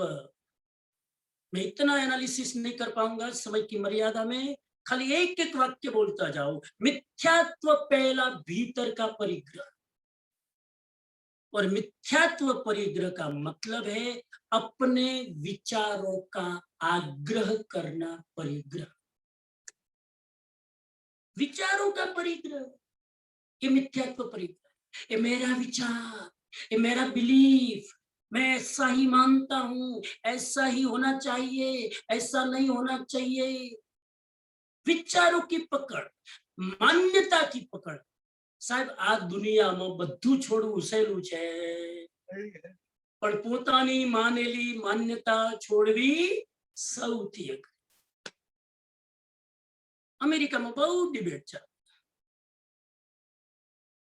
આજના છોકરાઓ અંગ્રેજીમાં પ્રતિક્રમણ કરે ને, તો અમેરિકામાં એક વર્ગ એવો છે કે મુવમેન્ટ ચલાવે, આંદોલન કરે। अंग्रेजी में कहीं बड़ी प्रतिक्रमण होता है? अंग्रेजी प्रतिक्रमण न करવું એના વિરોધમાં ટીમ ઊભી કરે, અને એટલા બધા રાગ દ્વેષ કરે, આટલા રાગ દ્વેષ તો તમે પ્રતિક્રમણ ન કર્યું હોત ને તોય ન થાય, એટલા રાગ। એક વર્ગ છે સાહેબ, નામ નહીં લો, બધા સાંભળી રહ્યા છે। એક વર્ગ અંગ્રેજી પ્રતિક્રમણની એલર્જી, એ લોકો એલર્જી શબ્દ વાપરું છું, એલર્જી। आसू है मिथ्यात्व परिग्रह। अपनी मानी हुई मान्यता को किसी भी तरह छोड़ना नहीं, ये मिथ्यात्व परिग्रह। बात चलिए तो बता दूं, भगवान महावीर स्वामी के पहले जितने भी तीर्थंकर हुए, जितने भी ऋषि हुए दुनिया में, जितने भी हमारी भारतीय परंपरा में, सब लोग संस्कृत में ही बोलते थे, संस्कृत में लिखते थे, करते थे। महावीर स्वामी ने पहली बार जब तीर्थंकर बने संस्कृत में बोलना बंद कर दिया।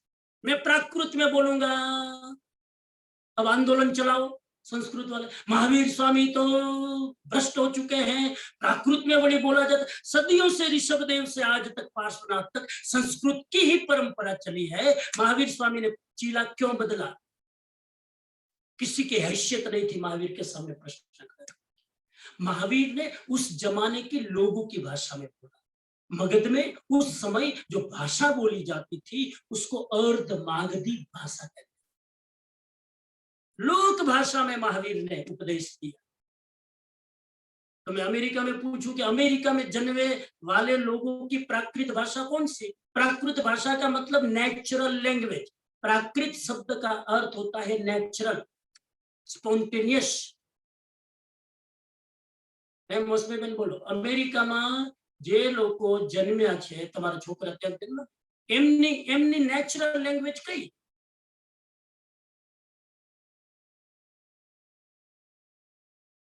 एमनी नेचुरल लैंग्वेज इंग्लिश। छोकरो अमेरिका में जता एनी नेचुरल लैंग्वेज इंग्लिश छे। હવે એને તમે પ્રતિક્રમણ કરાવો, કેવી રીતે ફિટ બેસશે? જે ઓર્થોડોક્સ છે ને એ પાપના ભાગીદાર છે, અંગ્રેજીમાં બાળકો પ્રતિક્રમણ કરવા વાળા પાપના ભાગીદાર છે। બહુ સ્પષ્ટ બોલવા વાળો વ્યક્તિ છું હું, જે છે ફેક્ટ। જે શાસ્ત્રનું વચન મને ક્લિક થાય છે કે મારા રેફરન્સથી તમને કહું છું। મિથ્યાત્વ પરિગ્રહ, પોતાની બિલીફ ન છોડવી પરિગ્રહ। સમજી ગયા? સિંગાપુરમાં હોય તોય જાગી જજો કોઈ, આમ જ થાય, આમ જ થાય, સામાયિક આમ જ થાય, પૂજા આમ જ થાય। તું કર, છોકરો જે રીતે કરવા ઈચ્છતો એ કરવા દે। બાળકો કમ સે કમ દેરાસરે આવી પૂજા કરે છે ને સાહેબ, ચમત્કાર માનો, આવે નહીં,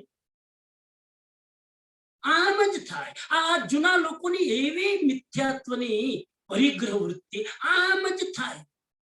અમારા જમાનામાં તો આવું નતું, તમારા જમાનામાં ન, તમારા જમાનામાં ઇન્ટરનેટ નતું, વોટ્સઅપ નતું, કઈ નતું, જમાનો બદલાય। મહાવીર સ્વામી આજે આવે ને, મહાવીર સ્વામી આજે હિન્દુસ્તાનમાં આવે ને,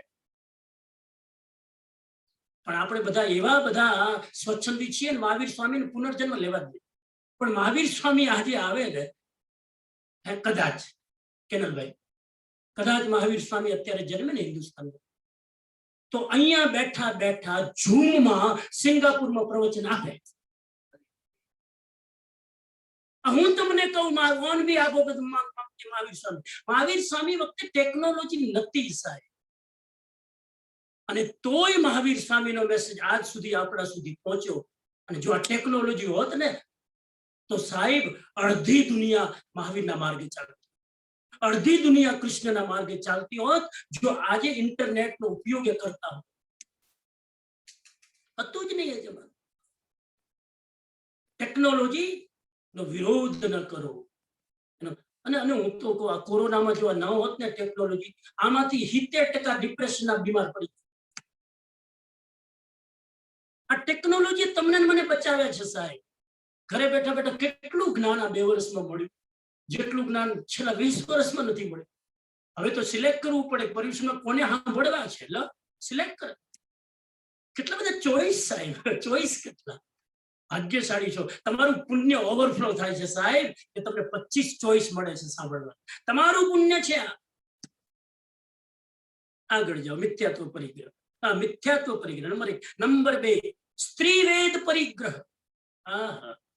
स्त्री वेद परिग्रह, स्त्री वेद परिग्रह का अर्थ है एक स्त्री के मन में पुरुष के प्रति आकर्षण की वृत्ति, स्त्री वेद परिग्रह। एक स्त्री के मन में पुरुष को देखकर एक अट्रैक्शन जो फीलिंग होता है, यह भी परिग्रह है, क्योंकि ये वृत्ति बहुत सारा परिग्रह लेकर आएगी।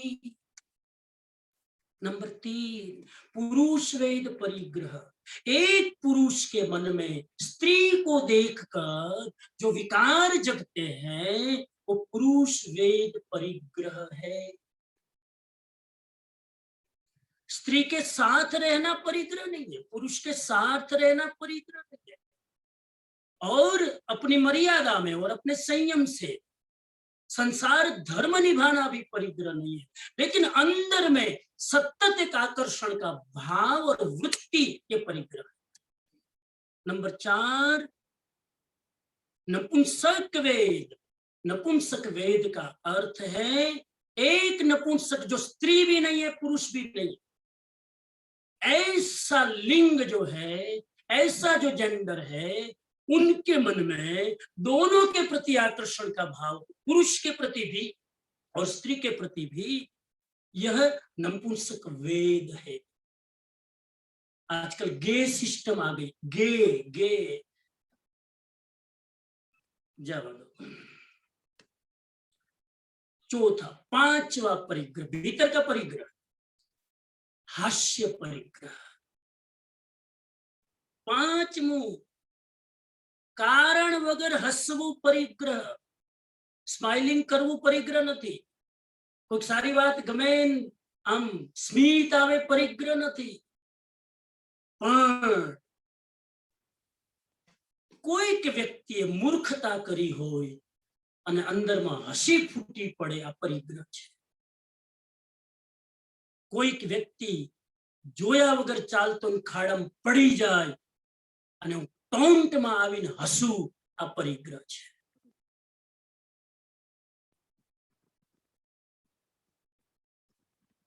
द्रौपदी ने कौरवों का उपहास करते हुए अट्टहास्य किया, ये द्रौपदी का परिग्रह था जिसके कारण महाभारत हुआ। द्रौपदी हसी ना होत ने तो महाभारत कदाच अलग रीते लखाયું होत। हास्य परिग्रह, टोंट में कोईनी मूर्खता उपर, कोईनी लाचारी उपर हसવું आ परिग्रह छे। कोई चूकी जाए, कोई भूली जाए, कोई के कई भूलथी खोटू थई गयुं अने टोंट में एना उपर आपणे हसीए, आ व्यंग में हसવું परिग्रह छे, हास्य। 5 छठ्ठू रति। रति नो मतलब छे, रति शब्द टेक्निकल छे, रति नो मतलब छे असंयम में रुचि। असंयम में रुचि, आटलू ज बोली समयनी मर्यादा, व्याख्यान नहीं करी शकूं। असंयम में रुचि, खावा बेसे तो कंट्रोल न रहे एटलू खाय, एमां रुचि। आ रति। આવી રીતે 5 ઇન્દ્રિયોને લઈ। अरति, अरति का मतलब है संयम में अरुचि, संयम में अरुचि, नो इंटरेस्ट फॉर एनी त्याग एंड संयम। घर में घना लोग एवा होय, पर्युषण आवे, घर में बधा उपवास एकादशनो नवकाशी हांडल करता, अमुक एवा होय मूर्तिया, एने कई करवू गमे ज नहीं। 3 टाइम खाई ले, 2 टाइम चाय पी ले, બધું જરાય આપણે તકલીફ નહીં આપવાની, આપણે શરીરને તકલીફ નહીં આપવાની। સંયમમાં અરુચિ, એ અર્થ। શોક નંબર 8, અંદરના પરિગ્રહ છે શોક। શોક શબ્દનો અંગ્રેજી એક્ઝેક્ટ અર્થ થાય ડિપ્રેશન। ડિપ્રેશન અંદરનો પરિગ્રહ છે। अंदर थी मानस तूटेलो रे, अंदर थी मानस हताश निराश, कई गमे नहीं, आ डिप्रेशन। नंबर 9 भय। भय पण अंदर नो परिग्रह। भय मानस घबराए, કેટલી જાતના ભય। हमारे जैन धर्म में 7 भय बताव्या, नहीं જરાય फाइल नहीं, चिंता मत, 9:30 बज गई है। एक एक एवी वस्तु याद आवे, जैन धर्म 7 प्रकारना भय बताव्या जैन धर्म। 7 भय। आ तो आखो आखा कोचिंग क्लास लेवा पड़े तमारे, खाली पर्युषण में बधुं ना थाय, कोचिंग क्लास करवा, हाँ विद्यार्थी बनी बेसवू पड़े। तो भाई 10मो जुगुप्सा परिग्रह। जुगुप्सा, जुगुप्सा नो मतलब छे એવું કંઈક જોઈને સતત ઘૃણા થાય, સતત દ્વેષ થાય, નફરત થાય, હેટ્રેડ થાય, એ જુગુપ્સા પરિગ્રહ. 11 ક્રોધ પરિગ્રહ. ક્રોધ પણ પરિગ્રહ છે, અંદરનો પરિગ્રહ. અને સાહેબ કનેક્ટ કરજો, અત્યારે સમય નથી, તમને હોમવર્ક આપી કનેક્ટ કરજો. આ 14 પરિગ્રહ બહારના પરિગ્રહના નિમિત્તે ઉત્તેજિત થાય છે. ચેક કરજો, અત્યારે સમય નથી. આ હોમવર્ક. ક્રોધ અંદરથી કેમ આવે? ક્રોધ અંદરનો પરિગ્રહ કેમ જાગે? બહાર ક્યાંક ને ક્યાંક પરિગ્રહમાં ડિસ્ટર્બન્સ થાય. મારી વાત માની નહીં, ક્રોધ આવ્યો. આ મારી વાત માની નહીં એટલે બસ ક્રોધ શરૂ. બહારમાં કંઈક નિમિત્ત આડું અવળું થયું એટલે અંદર ક્રોધ જાગશે. માન પરિગ્રહ, ઈગો પણ પરિગ્રહ. I am something, actually he is nothing હોય તો પણ એ માને કે આઈ એમ સમથિંગ. માન પરિગ્રહ. માયા પરિગ્રહ 13 નંબર, માયા પરિગ્રહ, ડિસિટ. અને 14મો લોભ પરિગ્રહ. લોભના કારણે તો બધું પરિગ્રહ ભેગું થાય છે. મેં તો હમણાં જ કીધું, લોભી માણસ ન વાપરે ન વાપરવા દે, ભેગું જ કરી રાખે પરિગ્રહ. તો લોભ પણ પરિગ્રહ. આ અંદરના પરિગ્રહ. કેટલા યાદ થઈ ગયા સાહેબ? તો ભગવાન બધા યાદ કરી લેજો. આ 14 અંદરના પરિગ્રહ. મિથ્યાત્વ, સ્ત્રીવેદ, પુરુષવેદ, નપુંસકવેદ, હાસ્ય, રતિ, અરતિ, શોક, ભય, જુગુપ્સા, ક્રોધ, માન, માયા, લોભ. બાહ્ય પરિગ્રહ 10 પ્રકારના. મને એમ લાગે જીવન જેવું કેટલું અઘરું છે. આટલું બધું સમજીને યાદ રાખીને આ બધું જીતવાનું. 10 પ્રકારના બહારના પરિગ્રહ. હવે બહાર એ આમ આમ તમને ઈઝીલી દેખાય, અંદરની દુનિયા જલ્દી દેખાય નહીં. બહારના 10 પરિગ્રહ. નંબર 1,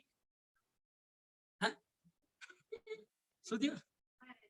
ઉભા રહેજો, મને પનિશમેન્ટ નહીં મારા બાપા. બહારના પરિગ્રહ 10. નંબર 1, જમીનનો પરિગ્રહ, ખેતરનો પરિગ્રહ. લક્ષ્મણ બાપા, આપણે આટલા વીઘા જમીન છે, આમ એટલા શાંતિથી જીવતા, બસ આપણે વાળી લીધું, આટલા વીઘા જમીન છે. जमीन का परिग्रह, लैंड का परिग्रह, अंग्रेजी में सिंगापुर वाले लैंड का परिग्रह, प्रॉपर्टी का परिग्रह, मेरी लैंड कितनी है, ये परिग्रह. उस लैंड के लिए हिंसा होगी, उस लैंड के लिए झूठ बोलेंगे, सब होगा. शास्त्र में ज्ञानियों ने कहा है, जिससे अपना जीवन चल जाए उतना रखो, बाकी छोड़ दो. तो जमीन का परिग्रह नंबर 1. नंबर 2, मकान का परिग्रह. जमीन अलग, मकान अलग. मेरे नाम के 4 मकान है, मैं एकदम छाती खोल कर चलूंगा. भाई आपड़ा नाम ना 4 मकान છે, હવે કઈ ચિંતા.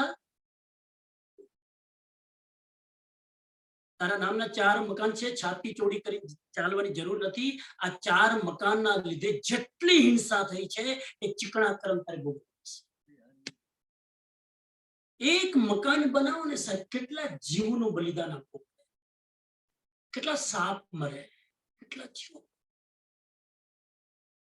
ભગવાન શ્રાવકને એમ નથી કહેતા કે હાવ છોડી દો. મેં તમને પહેલા કીધું, ઈચ્છાઓની મર્યાદા કરી દો, જરૂર હોય એટલું રાખો, બાકી છોડી. મહાવીર સ્વામી એકદમ પ્રેક્ટિકલ વાત કરે છે. એ નથી કીધું ઘર છોડીને ભાગી જાઓ, પોતાનું મકાન છે છોડીને જંગલમાં વયા જાઓ, હિમાલયમાં, હા, પાલીતાણામાં ના. લિમિટેડ કરો મકાનનો પરિગ્રહ. નંબર 2. નંબર 3, ધન ધાન્યનો પરિગ્રહ. ચારે બાજુથી આપણી બાઉન્ડ્રી લક્ષ્મણ રેખા નક્કી કરે છે. ધન ધાન્ય. ધન ધાન્ય એટલે શું? દૌલત, ઐશ્વર્ય, પૈસા, બેંક બેલેન્સ, આ બધું જ આવી ગયું ધન ધાન્ય. ધન એટલે પૈસા, ધાન્ય એટલે અનાજ, વસ્તુ. જે તમે અનાજ લોકો ભેગું કરે ને, એ બધું પરિગ્રહ છે. અને જેટલું વધારે ભેગું કરો એટલે એટલા વધારે કીડા અંદર ઘૂસે, એટલું સાચવવું પડે, ટેક કેર કરવું પડે. કેટલા જ સમૂર્છિમ જીવો પેદા થાય. વસ્ત્ર પરિગ્રહ, બાહ્ય પરિગ્રહ, વસ્ત્ર, કપડા. હું બધી નેગેટિવ જ વાતો નથી કરતો. અમેરિકામાં એવા પણ મેં શ્રાવકો જોયા છે. આટલી બદલતી મોસમોમાં કેટલા જોડી કપડા રાખવા પડે સાહેબ.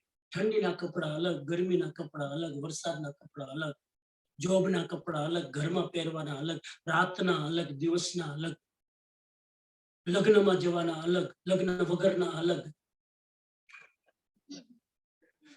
કેટલા, અને છતાં મેં એવા શ્રાવકો જોયા અમેરિકામાં 6 જોડીથી વધારે કપડા નહીં રાખે. અહીં બેઠા બેઠા એને સલામ કરું સાહેબ, આવા પણ શ્રાવકો છે કે 6 જોડીથી કપડા મને નહીં ખબર.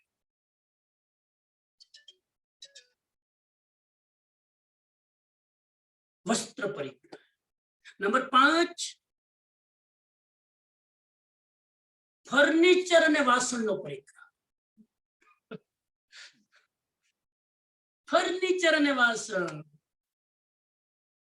મને ઘણી વાર એમ લાગે કે આ ભગવાન મહાવીરે અમેરિકન ધ્યાનમાં રાખી કીધું હશે કે ઇંગ્લેન્ડ ને ધ્યાનમાં રાખી કીધું હશે કે સિંગાપુર ને ધ્યાનમાં રાખી. કેટલો પરિગ્રહ, ફર્નિચર કેટલું. મારું જૂનું કોટેશન છે, જેટલું ઘરમાં ફર્નિચર વધે એટલી ફરવાની જગ્યા ઘટે. જેટલું ઘરમાં ફર્નિચર વધારે લાવો એટલે તમે મારી ફરી જ શકો ઘર. જરા ગાડા આવડા થાવ કઈ ને કઈ પડે નહીં. પરિગ્રહ ઉપર તો મને કેટલા કોટેશન યાદ આવે. હાડેનો થઈ ગયા છે. વાત પૂરી કરું, ચાલુ દિવસ છે. ગુજરાતીમાં મેં સાંભળ્યું હતું, બેનો જરાક મારી વાતને સિરિયસલી ના લેતા, પણ મેં એવું સાંભળ્યું હતું કે જેની પત્નીના ગળાનો હીરો મોટો એના ધણીનો ધંધો ખોટો. વિચારી લેજો, સિરિયસલી ના લેતા. જેની પત્નીના ગળાનો હીરો મોટો એના ધણીનો ધંધો ખોટો. 420 ના કર્યા વગર આવે જ નહીં સાહેબ. તો ફર્નિચર અને વાસણનો પરિગ્રહ કેટલો બધો. નંબર 6, દાસ દાસીનો પરિગ્રહ. મહાવીર સ્વામી બોલી રહ્યા છે એ જમાનામાં દાસ દાસી પ્રથા હતી. ઘરમાં જેટલી દાસીઓ રાખે એ માણસ એટલો સેટ કહેવાય. ગઈકાલે રાતના જ બોલતો હતો ને, સાલીપત્રની કેટલી દાસ દાસીઓ સાહેબ. પણ મહાનતા એ નથી કે દાસ દાસીઓ રાખતા હતા, મહાનતા એ છે કે છોડીને એક સેકન્ડ નહીં. દાસ દાસીઓનો પરિગ્રહ. ઘરમાં નોકર કેટલા રાખવા આ પણ પરિગ્રહ છે. નંબર 7, પશુનો પરિગ્રહ. ક્યાંય બચશું નહીં આપણે. પશુ અમેરિકામાં છોકરા મને પૂછે પેટ રખાય કે નહીં ઘરમાં. લો સાંભળી લો આ પરિગ્રહ. હવે રાખો, આ પરિગ્રહ છે, ના રખાય પશુ ઘરમાં. આ કોરોનામાં તો અમેરિકામાં મેં એક ઘર એવું જોયું નથી જે કૂતરા ને બિલાડા. ઘરમાં છોકરાઓ કોઈ દેખાય નહીં, કૂતરા ને બિલાડા જો. કેમ કે છોકરા તો મા બાપ નું માને નહીં, દૂર નીકળી ગયા. હવે એકલા ઘરમાં ડિપ્રેશન આવે, મા બાપ ને 2 કૂતરા લઈ આવે. 2, એક નહીં 2. 2 એટલા માટે કે એકલું કૂતરું તેને ડિપ્રેશન આવે એને કંપની માટે બીજું કૂતરું. અમેરિકાની લાઈફસ્ટાઈલ ઉપર તમે ખૂબ અભ્યાસ કર્યો છે. આગળ જાઓ તો પશુનો પરિગ્રહ, વાહનનો પરિગ્રહ. વાહન અમેરિકામાં એક ઘરમાં જેટલા મેમ્બર, ગરાજમાં એટલી ગાડીઓ. બલકી ઘણી વાર તો ડબલ શું કહેવાય, સ્નોની ગાડી અલગ, સ્પોર્ટ્સની ગાડી અલગ, જોબ પર જવાની ગાડી અલગ, પિકનિકમાં જવાની ગાડી અલગ, જેમાં ઉપર છાપરું જ ન હોય. કેટલું તો ભગવાને કીધું ગાડીઓ વાહન વધારે રાખવા. એ પણ સૈયા પરિગ્રહ, સુવાના બિસ્તરા ને આ બધું સુવા ઉઠવાની સામગ્રીઓ વધારે રાખવી એ પણ પરિગ્રહ. આસન રાખવા એ પણ પરિગ્રહ. આ બધાની મર્યાદા. આ 10 પ્રકારના પરિગ્રહ બાહ્ય. संपूर्ण परिग्रह से मुक्त शीतीभूत शांत हो गया है जो प्रसन्न चित्त श्रवण जैसा मुक्त सुख प्राप्त करता है वैसा सुख चक्रवर्ती को भी प्राप्त नहीं है. साहब एक मजेदार बात कर रहे हैं. चक्रवर्ती ज्यादा सुखी कि मुनि ज्यादा सुखी? चक्रवर्ती जिसके पास सब कुछ है, मुनि जिसके पास कुछ भी नहीं. सुखी कौन? मैंने कल ही कहा था, नरेंद्र और देवेंद्र सुखी कि मुनिंद्र सुखी? नरेंद्र, देवेंद्र, मुनिंद्र कौन सुखी है? हाँ, मुनिंद्र सुखी. जिसके पास कुछ नहीं है वो मुनि कितना सुखी. धन्य भागी है वो जो सब कुछ छोड़कर निकल पड़े. अकिंचन. ऐसे साधु बड़े दिखने मुश्किल है आजकल. महावीर का साधु देखना मुश्किल है. साधु बहुत है लेकिन जो मन से सब परिग्रह छोड़ दे साहब, ऐसे साधु का सुख का कहना क्या. देवता और चक्रवर्ती भी फीके. ऐसा सुख 145 की गाथा में कहते हैं. और इसीलिए शायद बड़े बड़े घराने के लोग सब कुछ छोड़कर भिक्षा ले लेते. लोग मुझे प्रश्न करते हैं जब मैं विदेश में जाता हूँ, इतने सारे पैसे वाले करोड़पति भिक्षा क्यों लेते? मैंने कहा वो करोड़पति है ना इसीलिए. ज्यादा जब आ जाता है आदमी ऊब जाता है, मन में आता है कि छोड़कर निश्चिंत हो जाओ और निकल पड़ो. वर्षों पहला भिक्षा दी थी ना अहमदाबाद में, पहला भंवरलाल जी जैन नॉन जैन बधाने खबर છે કેટલા કરોડ? 1000 करोड़ रुपया छोड़कर एक आदमी ओवरनाइट निकल चुका. बताया था उनको वीडियो. एक रात पहले वो दंडलक के गतलों पर सोया है और अगली रात एक ऊन का आसनिया बिछाकर जमीन पर सोया. वही 100 करोड़ का माल, 1000 करोड़ का माल. परिग्रह. जैसे हाथी को काबू में लेने के लिए अंकुश जरूरी है, शहर की रक्षा के लिए एक खाई होती है जिस शहर में आपाधापी को कंट्रोल किया जाए, वैसी तरह इंद्रिय के विकार को काबू में करने के लिए परिग्रह का त्याग जरूरी है. यह है परिग्रह और अपरिग्रह का विज्ञान. भगवान महावीर स्वामी ने हमारे पर उपकार करके साधु के लिए कहा, सब कुछ छोड़कर निकल जाओ, अकिंचन हो जाओ. और बता दूं आपको एक बात, जो सब कुछ छोड़ देता है वो भिखारी नहीं होता है. जो सब कुछ छोड़ देता है सब कुछ उसका हो जाता. साधु को 3 लोक का मालिक कहा है. जिसके पास कुछ नहीं है, भक्तामर सूत्र पढ़ लेना, उसमें कहा है वो मुनि, वो तीर्थंकर, वो आदिनाथ 3 लोक के स्वामी है. जो अकिंचन हो जाता है वो सबका मालिक हो जाता है, और सबका मालिक होने जाता है वो भिखारी. अकिंचन. तो मैं आप श्रावकों से विनंती करूं, आज की पूरी चर्चा का सार यह है, मित्रों प्रवचन सुनकर राजी मत हो जाना, थोड़ी प्रैक्टिस करना कि कितना हम संग्रह कम कर सकते हैं. पहली बात तो यह है कि ज्यादा जरूरत न हो संग्रह ही ना करें, और पुण्य की कृपा से यदि हमें मिला है तो दान देकर किसी के उपकारार्थ उस चीज को आप डोनेट कर दो, ताकि आपके लिए परिग्रह का त्याग हो जाए, और उसके लिए उस वस्तु का दान देने से उस व्यक्ति का और उस संस्था का उस समाज का कल्याण हो जाए. इस तरह से परिग्रह और अपरिग्रह के विज्ञान को हम समझे. मैं बात कर रहा था कि जिसके पास 1 करोड़ रुपया है और वो यदि 100 रुपये का दान करता है, तो ये लोभी आदमी है। मुझे बात इतनी आपको कहनी थी कि पालीताना में आप कभी जाओ तो जरा स्टडी करना, इतिहास देखना कि पालीताना का जब निर्माण हुआ था तो उसमें दान देने वाले की लिस्ट में सबसे टॉप में नाम किसका है वो आप जरा पढ़ना। कोई खबर है पालीताना जिन हूं कर दही खाई ना वो भेटवा पालीताना जिन तब करो शू। पालीताना तीर्थ का जब निर्माण हुआ तो पहले दान की लिस्ट में पहला नाम किसका है?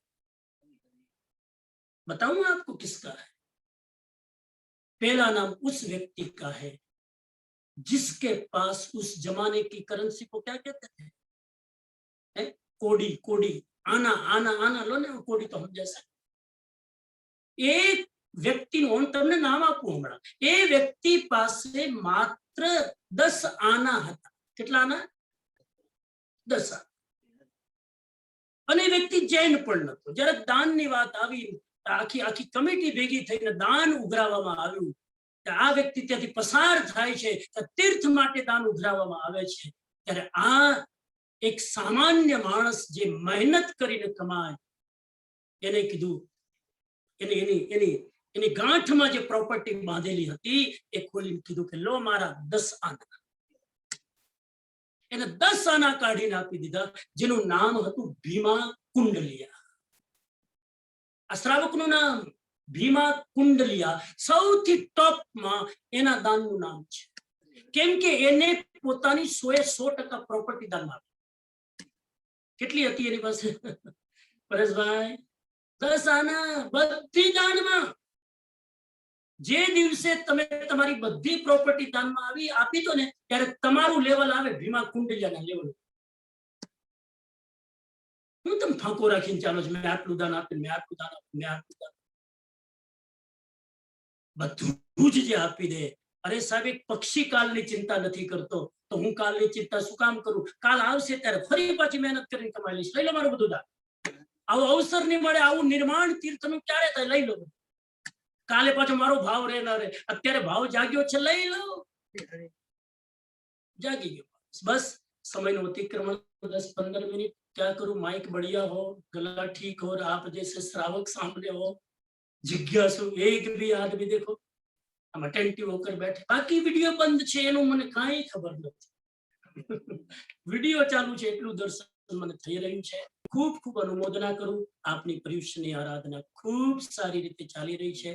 તમારા ચહેરા જોઈને મને લાગી રહ્યું છે હું અહીંયા જ્યારે સ્ક્રીન ઉપર તમને જોઈ રહ્યો છું ત્યારે મને એવું લાગે છે કે હું સિંગાપુરના એ દેરાસરમાં બેસીને ભગવાન મહાવીર સ્વામીની પ્રતિમાની બાજુમાં બેસીને એ જે પ્રવચનનું જે તમે સ્ટેજ ગોઠવ્યું છે મને એવું લાગી રહ્યું છે ઇમેજિન કરીને હું ત્યાં બેઠા બેઠા પ્રવચન આપી રહ્યો છું।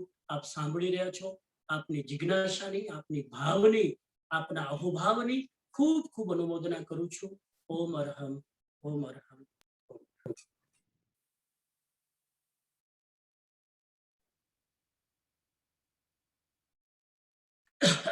आज की चर्चा केनल भाई फटाफट आपके सामने क्वेश्चन लाके खड़े कर देते हैं। आज के 4 क्वेश्चन बोलो भैया। ठीक है, आज के 4 क्वेश्चन कल सोच के आना है। आज के प्रवचन के 4 क्वेश्चन कल सोच कर आना है।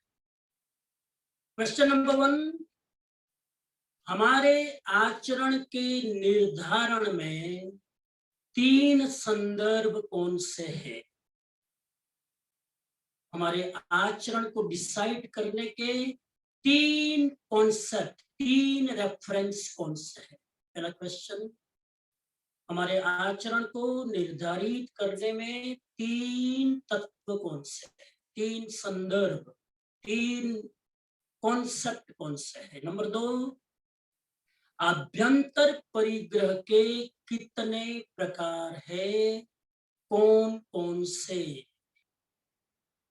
एकदम क्लियर कर दिया है। नंबर 3, बाह्य परिग्रह के कितने प्रकार है, कौन कौन से?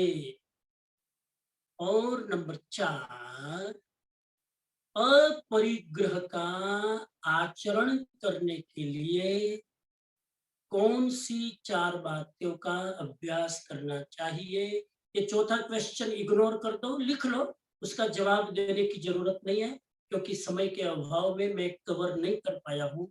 चौथा क्वेश्चन खाली यादी में रखो, जवाब देने की जरूरत नहीं है। I will try to clear tomorrow if I have a time. So thank you so much and any announcement, then we'll do the mark. Thank you, Samanji. So the day 6, Paryushan Day, we just finished Shouting Dangerous Graha Parigraha Swadhyay from Samanji. This evening, Sthanakvasi Pratikaman is at 6:30 on Zoom, and Deravasi Pratikaman is at 6:30 at the Sthanak. Once again, only those who have received registration confirmations only should go to the Sthanak due to the safe management measures that are in place. We will have the evening Swadhyay session with Samanji on Saman Suttam, and the topic for this evening is Kevu Che Karmanu Chakra. Right. So once again, a very, very interesting Swadhyay session that you definitely don't want to miss. On behalf of the management committee and the Sangh, I wish every one of you who are doing Tapascharya, Sukh Sata, and wishing you the very best in your Tap Aradhana. Samanji, Mangal Path. आज जिसको उपवास है वो हाथ जोड़कर प्रचखंड ले सकते हैं। आज जिसको उपवास हो हाथ जोड़ ले।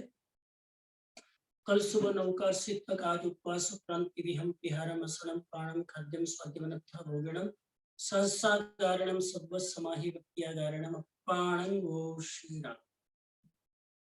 बस कल तो आज रात को मिलेंगे। कैसा है कर्म का चक्र, इस विषय पर इंडिया का टाइम शाम को 6 बजे, सिंगापुर का टाइम 8:30 बजे मांगलिक सुनेंगे। मंगल पाठ। नमो अरिहंताणम, नमो सिद्धाणम, नमो आयर्याणम, नमो वज्रायाणम, नमो लोये सर्वसाहुणम, एसो पंचनमुक्तारो सर्वपावपणासनो, मंगलानं च सद्वेसिं परमं हवै मंगलम। चत्तारि मंगलम अरिहंता मंगलम, सिद्धा मंगलम, साहु मंगलम, केवली पन्नतो धम्मो मंगलम। चत्तारि लोगुत्तमा अरिहंता लोगुत्तमा, सिद्धा लोगुत्तमा, साहु लोगुत्तमा, केवली पन्नतो धम्मो लोगुत्तमा। चत्तारि शरणं प्रवज्जामि, अरिहंते शरणं प्रवज्जामि, सिद्धे शरणं प्रवज्जामि, साहु शरणं प्रवज्जामि, केवली पन्नत्तं धम्मं शरणं प्रवज्जामि। सर्वमंगल मांगल्यम सर्वकल्याण कारणं प्रधानं सर्वधर्माणां, अर्हत् धर्मोस्तु मंगलम, अर्हत् धर्मोस्तु मंगलम, अर्हत् धर्मोस्तु। 2 मिनट, एक मिनट अब बाद में। हाँ जी, Thank you, Samanji. हाँ जी। We will end the program here. Vandami Naman Sami, Samanji.